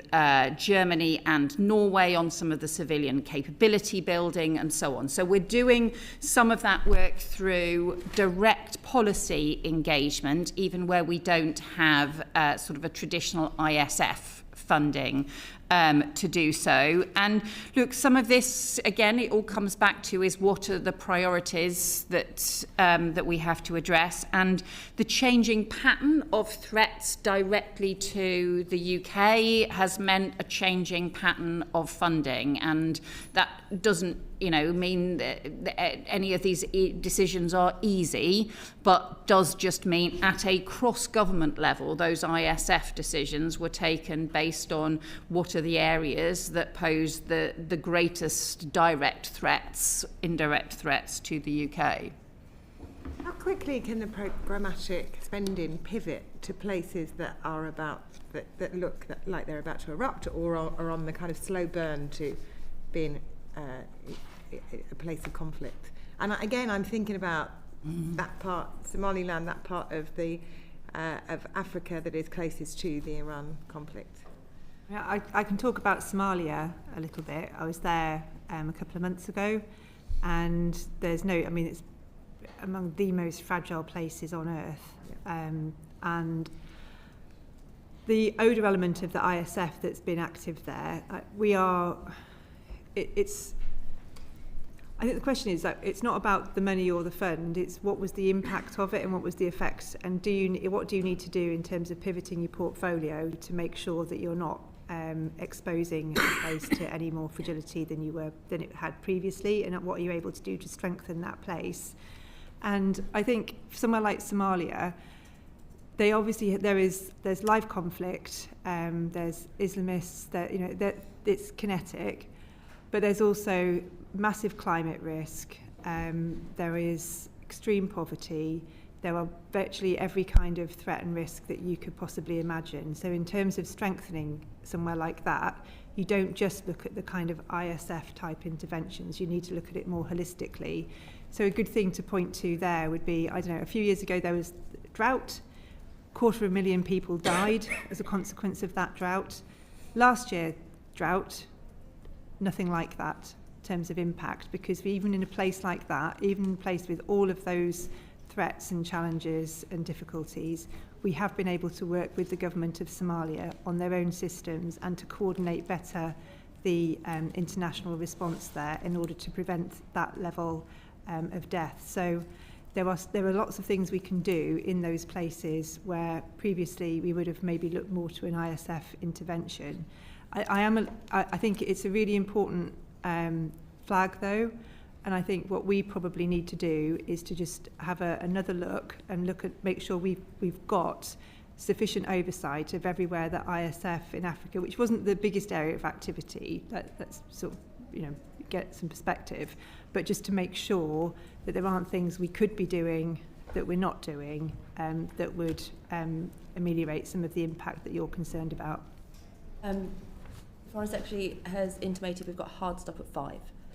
Can I say to members? Sorry, I have got an international call I have to do at 5. So I think we were expecting to finish at 4:30, but what we've just checked is that we can continue because we've had the division, that we should do an additional 10 plus minutes because of the division, so that we don't lose time. Right. Can I say to ministers, can we have snappy answers? Can I say to members, can we blast through this? Because we'd love to all of you. The problem is we're fascinated by this topic, and I know that you're already committed to it, but we're only on question 9, we've got another 20 to go. So very quickly, Janet. Thank you, Chair. Secretary of State, can you confirm when country allocations of ODA will be made available? So we will do that as swiftly as possible. I mean, ultimately, they, of course, will all be published as part of the annual reports, but we want to do it significantly before that. The process... Yeah, exactly. And you're doing the news now. So we will do it as rapidly as we can. The process we are going through at the moment is the individual country discussions with the governments. So before there's a sort of public breakdown of it to have those individual country by country government discussions first. So what, we're talking another week? As soon as is practical, but we'll let you know as soon as we have the timetable for doing that. Okay, when we know how to find you, Minister. You do. Lovely. And can you provide any more detail on the total levels of bilateral ODA designated for the African continent over the next 3 years? So I will let Melinda and Nick supplement this with the precise figures, but we have there's the three central sources of funding for Africa. There's the direct ODA bilateral funding. There's also our contribution to the African Development Bank, to the Multilateral Development Bank funding, which we have maintained at 650 million. And then there is the IDA funding. So the IDA funding we have actually has increased by 40% compared to the previous replenishment. And of the IDA funding, I think, is it 60%? 75. 75% of that also goes to Africa. So there's a total funding whilst the Africa in total, the bilateral direct funding has reduced, and I think the total figure ends up being 680 million from memory. 677, the average. Not far off. Yeah. 670 million in total. That is a reduction, and that is partly because the three countries we have protected in full is Sudan and Palestine and Ukraine. So just in terms of the balance. But in addition, we have fully protected the funding, the Development Bank funding for Africa, and we have increased the IDA funding for Africa. So can I just add to that? So if you take into account in effect, what we're putting into Africa through the multilateral banks, it's over £1 billion a year. So there's an additional £1 billion plus that is going into Africa from the UK each year via the multilateral banks. The sector saying it's a 60% cut, so you're disputing that. Who's saying that, Sarah? The sector was saying it's a 60% cut. Right, they are saying this. They are wrong about this. And I love the One campaign with all my heart, but they are wrong about this. And they have assured me that they will rework the figures to take into account the multilateral investments and leverage. That is how they assess their own contribution to development in sub-Saharan Africa. They need to play fair and subject us to the exact same methodology. I think they get that, and we will be having robust conversations with them to ensure that is done, because it really matters. And I think what we've done to make with the decisions we have taken have been done consciously and deliberately to protect sub-Saharan Africa and fragile countries. That is the right thing to do. That is what they would tell us to do. We have done that. To now simply say, oh, well, we've added up your bilateral and we've compared it to last year's bilateral, knowing full well that the real impact is gained through working multilaterally, that is, they can do better than that. And I expressed that in a different way when I spoke to them last week. Thank you. David, do you want to come in? Melinda, did you want to come in on this? I just wanted to make the point as well. As you can tell, we feel very strongly about this. We do. Yes. That of all the multilateral funds, Africa is obviously outsized in terms of the proportion, because that's where the need is highest. So even the global health organisations, clearly the UN humanitarian organisations and the others that we're supporting, there would be an attributed share of UK spend on that goes to Africa, as it were. So we've just focused on this throughout. Thank you. David? Just want to further clarify then, because I'm very sympathetic to what you've just said, and I've personally been less concerned about the prospect of bilateral cuts based on the argument that $1 into the World Bank equals $4 out. So to clarify what you've just said to us, in a world where we'd carried on at 0.5, the total amount of money going to the African continent via bilateral funding and multilateral funding, if that had been at that level, in this new world, based on what you've just said about the ability to leverage in more money, how is it comparing at 0.3 on African continent specifically, when you do take into account the IDA? So we don't know the full answer to that, because we don't know how effective we're going to be at leverage through BII and all the other things that we do. My mission in life is to make sure that that number is bigger, because I think our theory rests upon the fact that being able to work multilaterally, being able to use leverage, being able to use influence over where other people's money is spent as well as our own, and being able to do the work that we're doing through the Emerging Markets and Developing Economies Task Force to get the cost of borrowing down for these countries where they're unfairly disadvantaged. All of that put together ought to add up to a lot more money flowing from the global north into Africa. At the moment, barely any does outside of ODA. So I think that is that question that you've just asked, that is the test of how successful this strategy will be. Thank you. James. Thank you, Chair. Sorry, we moved around questions. 11, please. 11, yes. So the skills audit. So obviously what is absolutely key is the skills capability for us to be able to make the shift for FCDO 2030 restructuring to happen. Have either of you seen personally the risk register around the FCDO 2030 programme, and what are your key concerns about the risks that the programme entails given the scale of it?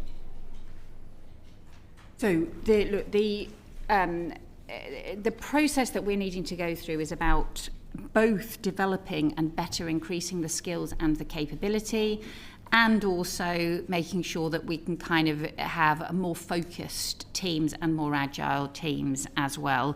Of course, the process of change has challenges while it's being implemented, but that actually is also a good reason for us to complete the process as rapidly as possible. And also we have to live within our means as well. And it is significant. One of the things I sort of looked at the beginning of this process was also look, where are we starting from and how realistic is this in terms of what we're able to deliver overall. And I was just struck just looking at the comparison figures from 2015 to 2025, the UK-based, the London-based staff of covering Foreign Office and DFID territory compared to the two separate organisations back in 2015, the combined organisation, the staff in London, was 40% higher in 10 years. Now that is not sustainable. And therefore, that's partly why we have had to do both the reductions and also to try and keep the focus and the country-based staff and to keep that greater country-based staff as well. But you're right that it does also include changing the skills that we have in terms of development, and Jenny's alluded to some of those earlier on about the kinds of convener skills that you need in country is a slightly different approach to some of the kind of the spending and management skills. I think we did a lot of work as a committee around the changes and the staffing, as Baroness Chapman knows. We were particularly concerned about the lack of a meaningful skills audit up front, and the potential lack of sort of clarity around a strategic workforce plan. Are they on that risk register for when key decisions were taken? So, Bob, for the detail of the... Yeah. So we do have a capability framework for the organisation which lays out what are the skills that we think we are going to need to build for the future. And we are, in fact, going through an exercise right now asking all our staff to self-assess against that skills audit. So we do have exactly that, a baseline of what skills we have in the organisation compared to... But you must recognise, Mr. Dyer, doing that now, after you've already made these big choices, there is a risk there that you started losing and hemorrhaging staff on the basis of cuts before you know actually what your skill set is. No, I don't accept that. I mean, the fact is that we need an organisation that's got to live within its means. We need an organisation that tackles the fact it is too big and bureaucratic and too slow and not nimble enough and does not have the right technical capability that it requires for the future. But we also need an organisation that is responding to the changing world around it. And that world, as we've just seen this year, is changing absolutely rapidly, and we need to work on new things, geoeconomics, economic security. We need to work with new partnerships, new alliances, and we need to create a structure that reflects that reality. And that is moving at a pace, and we need to build that structure, and that is what we're doing right now. There is an inherent risk in these cuts have been known about since February last year. I believe we were flying up to Scotland to see the FCDO actually on the day that they were announced. So we're 12 months into that process. You're saying that staff right now are going through the process of telling you what their skills are, effectively. So 12 months on, there must be an accepted risk that, but by the FCDO, that individuals may have already started leaving who have the skill set that you're looking for, but you've not been able to specify what that skill set is. And there is a risk that we aren't necessarily, having made all these big choices, that we're going to have the skills that are required to deliver that agenda. Well, the reason why this is taking an extended period is because we are trying to get it right. We are having twice weekly consultations with the unions to share our information in terms of what we're planning and to get feedback from them in terms of what changes they think they recommend to us that we should undertake. And but the overseas network review is still not finished, is it? Well, no, but we've got a choice here. I mean, we either do it badly or we do it properly, and this is what we're trying to do, is do it properly. Major decisions, though, a lot of the big decisions have been made already. I think if we've made the decisions about funding allocations, and I think if we had not made the decisions about funding allocations until we had done the overseas network, then we would have then been in trouble, because we would have then been starting the financial year and the spending review processes without their allocations being set out. I think then, look, if the counter-argument is, should we have accelerated the process of the country-based network, well, then we would not have been able to do the full skills audit, the full processes and analysis. So, look, I guess the original question, Foreign Secretary, was about the risk register, and really just clarify that the FCDO is aware of the risks, the sequencing of all these events. There is no perfect solution, and I'm not saying there should be, but it must be recognised by the FCDO that there are some inherent risks in the way that this has been sequenced over the last 12 months. So there's risks involved in change, but there's also risks involved in not changing.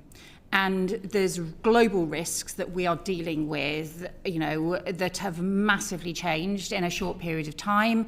We are trying to adapt the institution and the workforce to be able to respond to those huge changing risks, and also change in response to the kinds of budget allocations and the decisions that we have to make. So it is true that it is a lot of changes to be made alongside each other, and also they need to effectively twin track in different ways. But I think I don't think we could have changed the timetable of either of these things. We couldn't have changed the timetable in terms of the spending allocations, and we couldn't have changed the timetable. We couldn't have speeded up the decisions about the staffing decisions as well.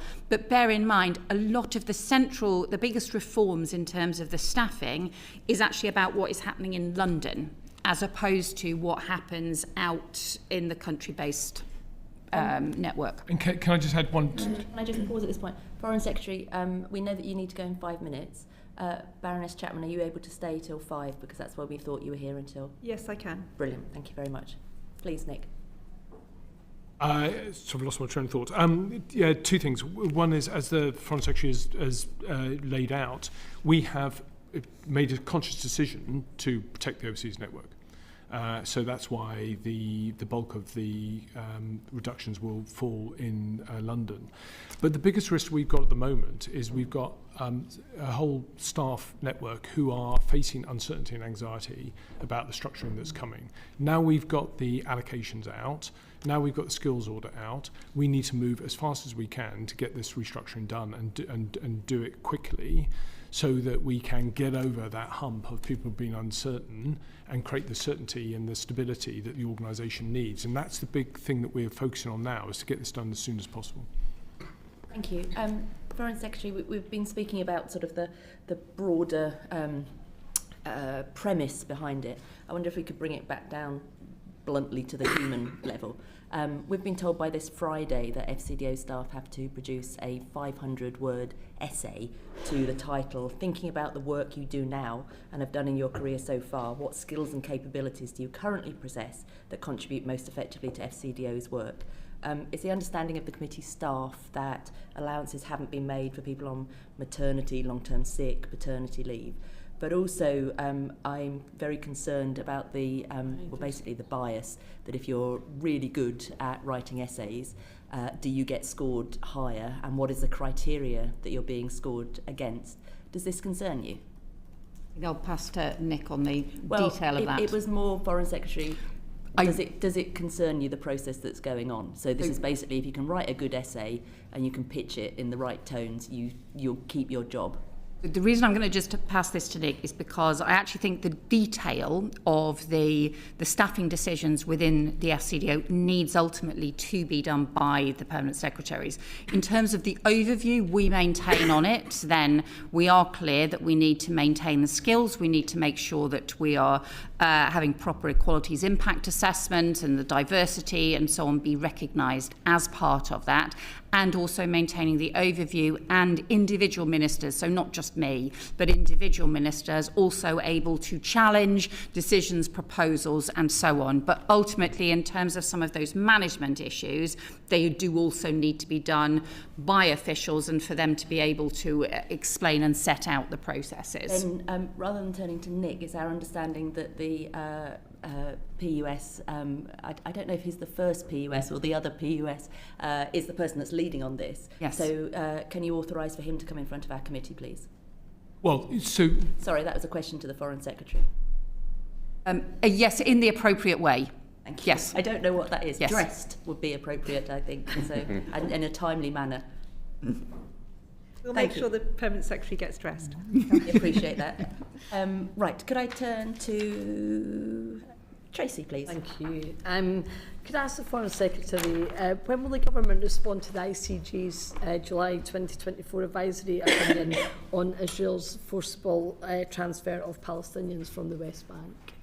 So most of the issues as part of that report, I think, are already government policy in terms of the approach to illegal settlements and also in terms of some of the serious humanitarian concerns that we have.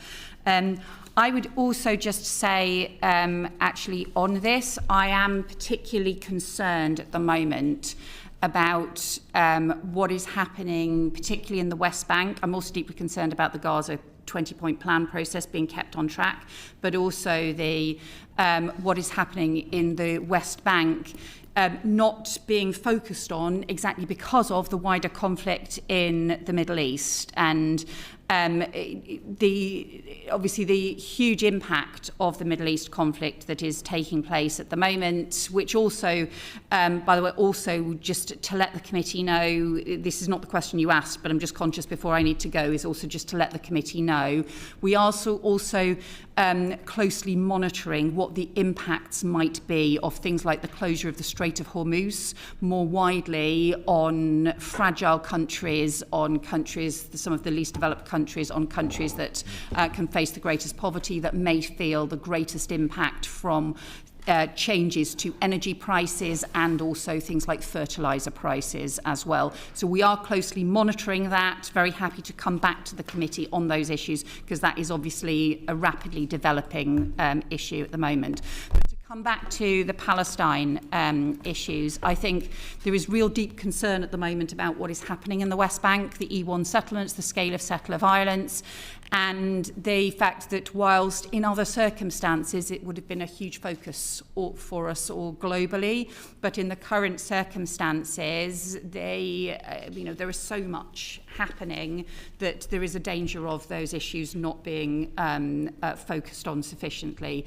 So one of the things that we want to see as we come out of this broader Middle East conflict and all of the attacks that we're seeing from Iran on the Gulf and broader conflicts, we are going to need to build a broader regional security and stability picture that has to include also Israel, Palestine and Lebanon as well as part of a broader approach to regional security and stability. It can't just be about Iran and the Gulf. Here.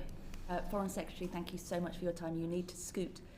We Thank you really very much. appreciate you making the time Thank to be you. with us today. Thank you very much. Thank Baroness you. Chapman, thank you very much for staying with us.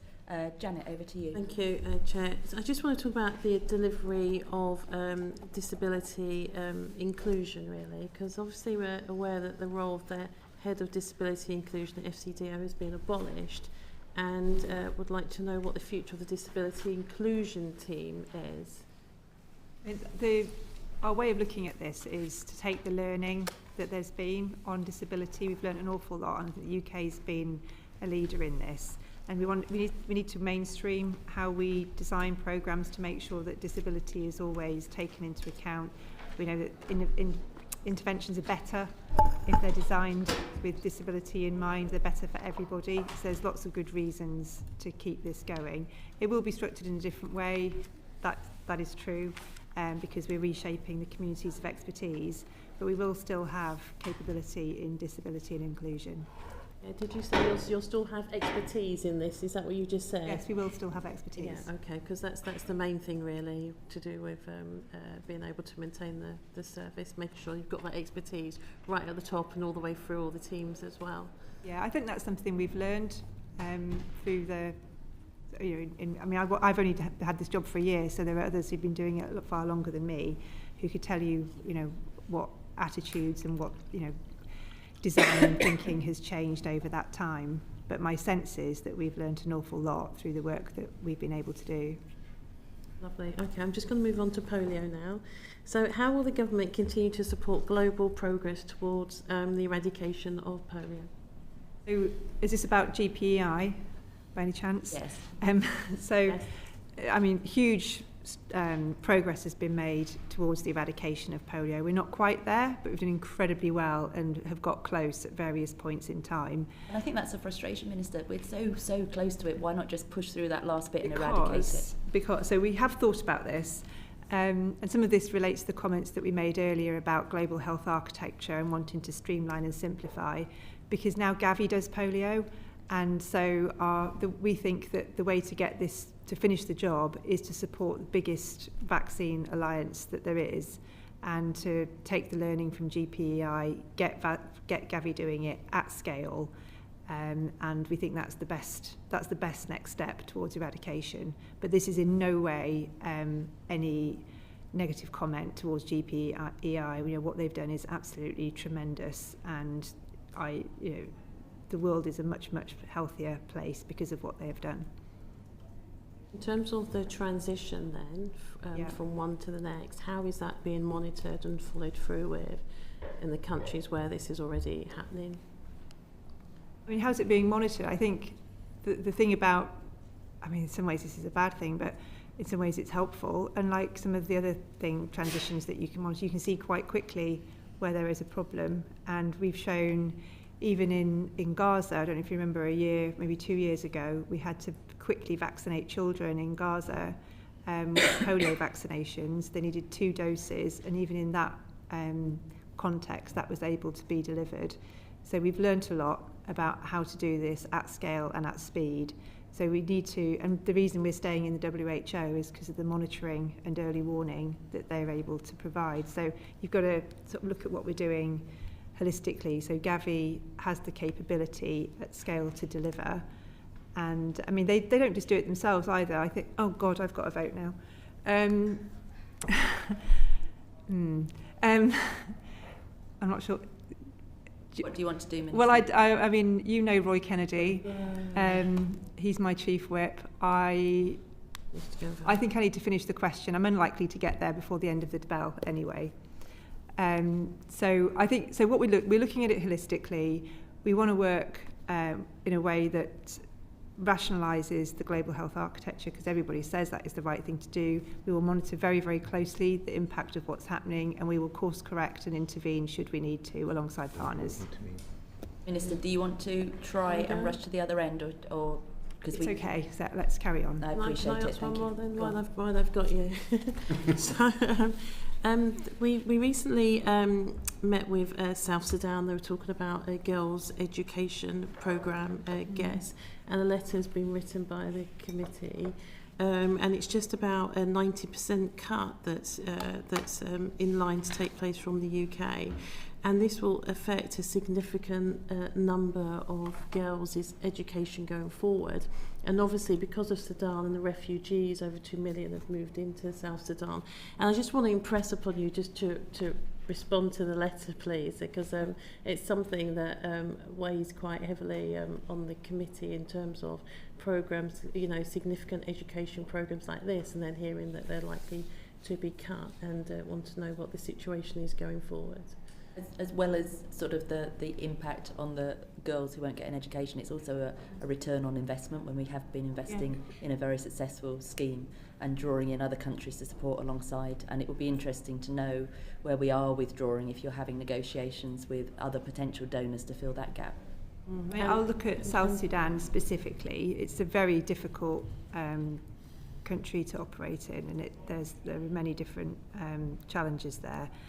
So I will look at that specifically. On education more generally, as the Foreign Secretary said, we are protecting ECW because that's about, she's explained this already, about education in emergencies. We want to do a lot more on system strengthening with education because countries want to deliver their own education systems. One of the things they say to us quite frequently is we want a universal healthcare system and a universal education system. We can't import that from donors doing programmes. We need to build that ourselves.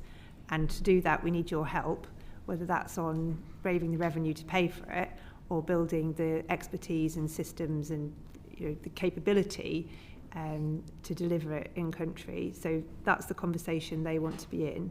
The big players in terms of getting kids into school, getting, in Bangladesh, getting as many girls into school as boys, that gets done through IDA.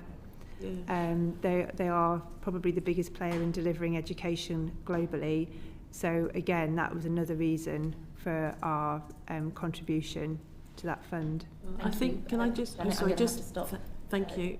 Can I just, last point, all I was just going to say is it's absolutely right to work with the grassroots and with the governments. But with something like South Sudan, they're not yet in that position to be self-sufficient. That's what I wanted. Thank you. Thank you. Completely right. Can I stress to members that the Minister's being really kind, so brevity, please.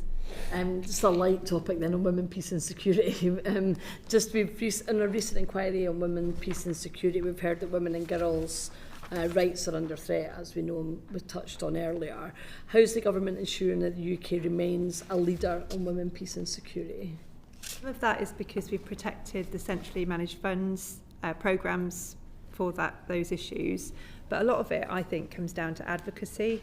And we know, particularly when there's these agendas are under threat and women's roles as leaders are being questioned in a way we didn't really expect them to be at this stage, our ability to be able to stand up, particularly as the Foreign Secretary did very recently at the UN, and make a very clear, strong case, that really does mean something, and that gets noticed around the world. So I think part of it is we've got control over what we do and what we say and where we put our money, so we can do that, but we need to be showing it visibly to others as well. And just a very quick follow-up. With the current changes, we spoke about mainstreaming. I know we've spoken about this quite a lot when you've been at evidence sessions previously. Are you confident that we can deliver that mainstreaming given the cuts that we've had and the loss of potential expertise through the reorganisation of staffing? Yeah, I am. I mean, I've been on a journey with this, is the truth, over the last year. You know, I think when I first came in and saw that they had 80% of our programming is gender, this or that, I was like, what is this? But actually, it's really important. And the fact that we can get to 90%, and I'm certain that we can, and we might exceed that, and that really does speak to the quality of the people that we do have. And I think, you know, I don't meet anybody who works in development who isn't passionate about this. So I am confident, Tracy, but you've got to hold us to it. And I know you will. Yeah. We will. Thank you very much. Thanks, Chair. Okay, thank you. So this is around the UK's international climate finance. Two parts to it, but it's one question. So how confident are you that the UK can maintain its climate leadership role with reduced allocation? And secondly, in your view, what are the risks associated with the government's increasing reliance on private finance to fill the UK's climate finance gap against its equitable share? I am very confident about this because we delivered it in the last ICF period. We got the 11.6 billion. I think we can do better than that. So at the moment, we've got our 2 billion a year ICF at the moment for the next 3 years. In addition, we're estimating, and I think this is a conservative estimate, 6.7 billion on top of that. We're getting good at this. Billion. We're getting good at this. We're learning, and we're getting more and more partners coming to us. The private sector is very active in all of this. They see growth. The investment fund managers, and you know, my favourite stat of the week is there's $120 trillion in assets under management in the global north. How much of that goes to Africa? Hardly any. You know, I think like about half of it goes to North America. So people who are managing these funds, they're looking for new markets. They know that in Africa you're getting 8, 9, 10% growth. They want a part of that. They're really nervous. They don't know how to assess risk. The sort of ratings agencies are interested. We're working with them. I don't know of any other governments who are doing this. And the whole point of this is to get some of that money moving into those economies, and specifically, not only, but a lot of it will be on energy and climate. So this is really exciting. This is, you know, genuine leadership from the United Kingdom. We don't make nearly enough of it. And I think we ought to be really proud of it, because this is a government working hand in hand with the private sector, using the very best of what the UK has to offer, and showing that actually, you know, the big learning point for me was that not all these bankers, some of them have got real hearts and values as well, and want to do exciting things around the world, and some of them, you know, they like the look of the return. It's great. We did a session on this and were quite impressed by some of the development banks de-risking by bundling together. Exactly. So that seems very sensible. But one of the things that concerns me is it's only 3% of the adaptation investment that the private sector is putting into. And so SIDS, low-income countries, are going to be sort of very vulnerable. So I think it's about understanding your strategy of what you prioritise, and try and encourage BAI, for example, to prioritise, so that those countries probably most at risk don't get left out when people are just looking for the bottom line. Completely right. And that's the reason that we're doing so much work with the insurance industry on pre-arranged finance, because you can't get the investment into quality construction, which will enable you to get cheaper insurance, if you're just getting hit time and time again.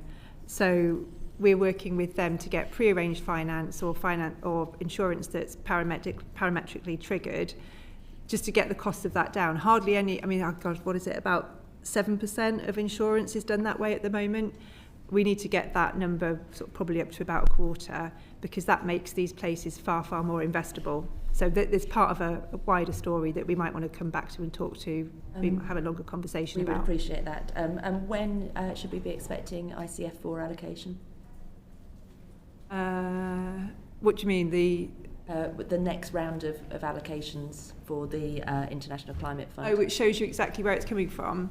I mean, some of that is some of the funds that are undergoing replenishment, and they've asked us not to, although we've talked to them privately, they've asked us not to publicise that while they go through their replenishment process, and we're respecting that. Some of it you'll see once the portfolios are done. because we can't, because we're asking countries to do this, to teams to do it on a portfolio basis, we need to then go through and score for climate, and then we'll be able to give a proper answer to that. Okay. Some of the portfolios are done, some of them not yet. It's an ongoing. It is. David Mundell. Hey, I have one of many questions I could ask you about nutrition, but it's about the Child Nutrition Fund. It was good last night to hear Minister Elmore being very effusive about it, but it would be good if you were able to commit to continuing support for the fund and potentially say how much that would be. Have we got a number for that, Nick? No. We haven't. I mean, you're right, and Chris is right. That it's vital. It's part of our health approach. Obviously, you've got to be. But I think can we come back to you with a figure on that? Because I know you're interested in that specifically. You don't want to hear me witter on about the importance of nutrition. Yeah, we were quite. We're kind of looking for reassurance, Minister, because there was no explicit mention of nutrition in the briefings, the statements, or any figures that we've seen. So we're basically looking to make sure it hasn't dropped off your agenda, because obviously it's fundamental. No, absolutely, and it's part of our. I mean, often it's the humanitarian response, but it's definitely part of our work on health. If you could write to us with more details, we'd appreciate it. No, for sure. Very last question, because I'm looking at the clock, is Monica. Oh. I wanted to talk about Sudan, and I know we could take up a whole committee on talking about it. So can I ask you what conversations the government is having with the backers of the belligerent parties in Sudan, and what action they are taking to deter them from the continued support of belligerents? Yes, and we are having conversations, and our representative Richard Crowder is leading on those conversations. We're also doing a lot of work with civil society, and we have a civilian path that we are working on alongside the Norwegians, which is going to be important whatever happens here. I mean, I think there's been a lot of, this is my personal view, there's been a lot of optimism about the Quad process and where that might lead, and having a truce and all of this stuff hasn't yet come about. But even if this takes longer, at some point there will need to be a civilian-led government in Sudan. So alongside the work that we're doing diplomatically with our allies and partners, and ahead of the conference that we're hosting alongside the Germans quite soon, we are looking at this longer term piece of work, because I think sometimes there's a temptation to we all want peace, but it's got to be peace that lasts. And the only way you achieve that really in a solid way is to do the work that we're doing. We're not doing this. This is Sudanese led. It's us very much in support, but I think it's a vital part of what we're doing in Sudan. But it's really hard to get past the immediate humanitarian response, Minister, Monica. can I just bring Sorry, Brian go on. This is very much related to this, and Okay. it's basically how are we engaging with the ICJ to ensure that crimes against humanity are being recorded and action will be taken, and that belligerents know this, because what we've heard is they reckon they're completely free to do whatever they like, and they are just behaving appallingly. Well, and you can see why they think that. Yes. Because that's been their experience. Yes. So we do work with Geneva Call and with the Red Cross on I mean, when I first heard about this, I was slightly, a bit incredulous about it. But on international humanitarian law with warring parties, there is evidence that this improves. There's a lot of evidence that there's still a huge problem, but it does make a difference. It does help. So we're doing that. We're speaking with civil society groups. We're working through. I mean, one of the reasons I'm so keen to work through the emergency response rooms is partly because that's our only mechanism to get support to where it's needed in a lot of cases. But also, you're building leaders of the future by working that way. So all of this matters. But I really don't want to give the idea, though, that we're sort of somehow on the verge of a solution or on the verge of peace, because I just don't see it. But accountability and us having the fact-finding mission and all of that work it's incredibly important, and we will stick with this for as long as we're needed to. Thank you. Sadly, Minister, I share your pessimism. I think there was a glimmer of hope when President Trump took an interest. So maybe if he comes back to it, we might be able to get the people around the table, because the suffering that's going on as a consequence of a few men is really totally despicable. Minister, thank you so much for your time. Thank you for your colleagues that came alongside. It won't surprise you, Minister, that we had questions on Palestine, the Horn of Africa, DRC, and the regional humanitarian impact of what's happening with the Israel-US war with Iran. If we could follow up in writing with those, we'd be very grateful for your indulgence in giving us a response. Thank you all for coming. Thank you for what you are trying to do to reshift our focus on development and make sure it remains centre stage for all the work of this government. Order, this session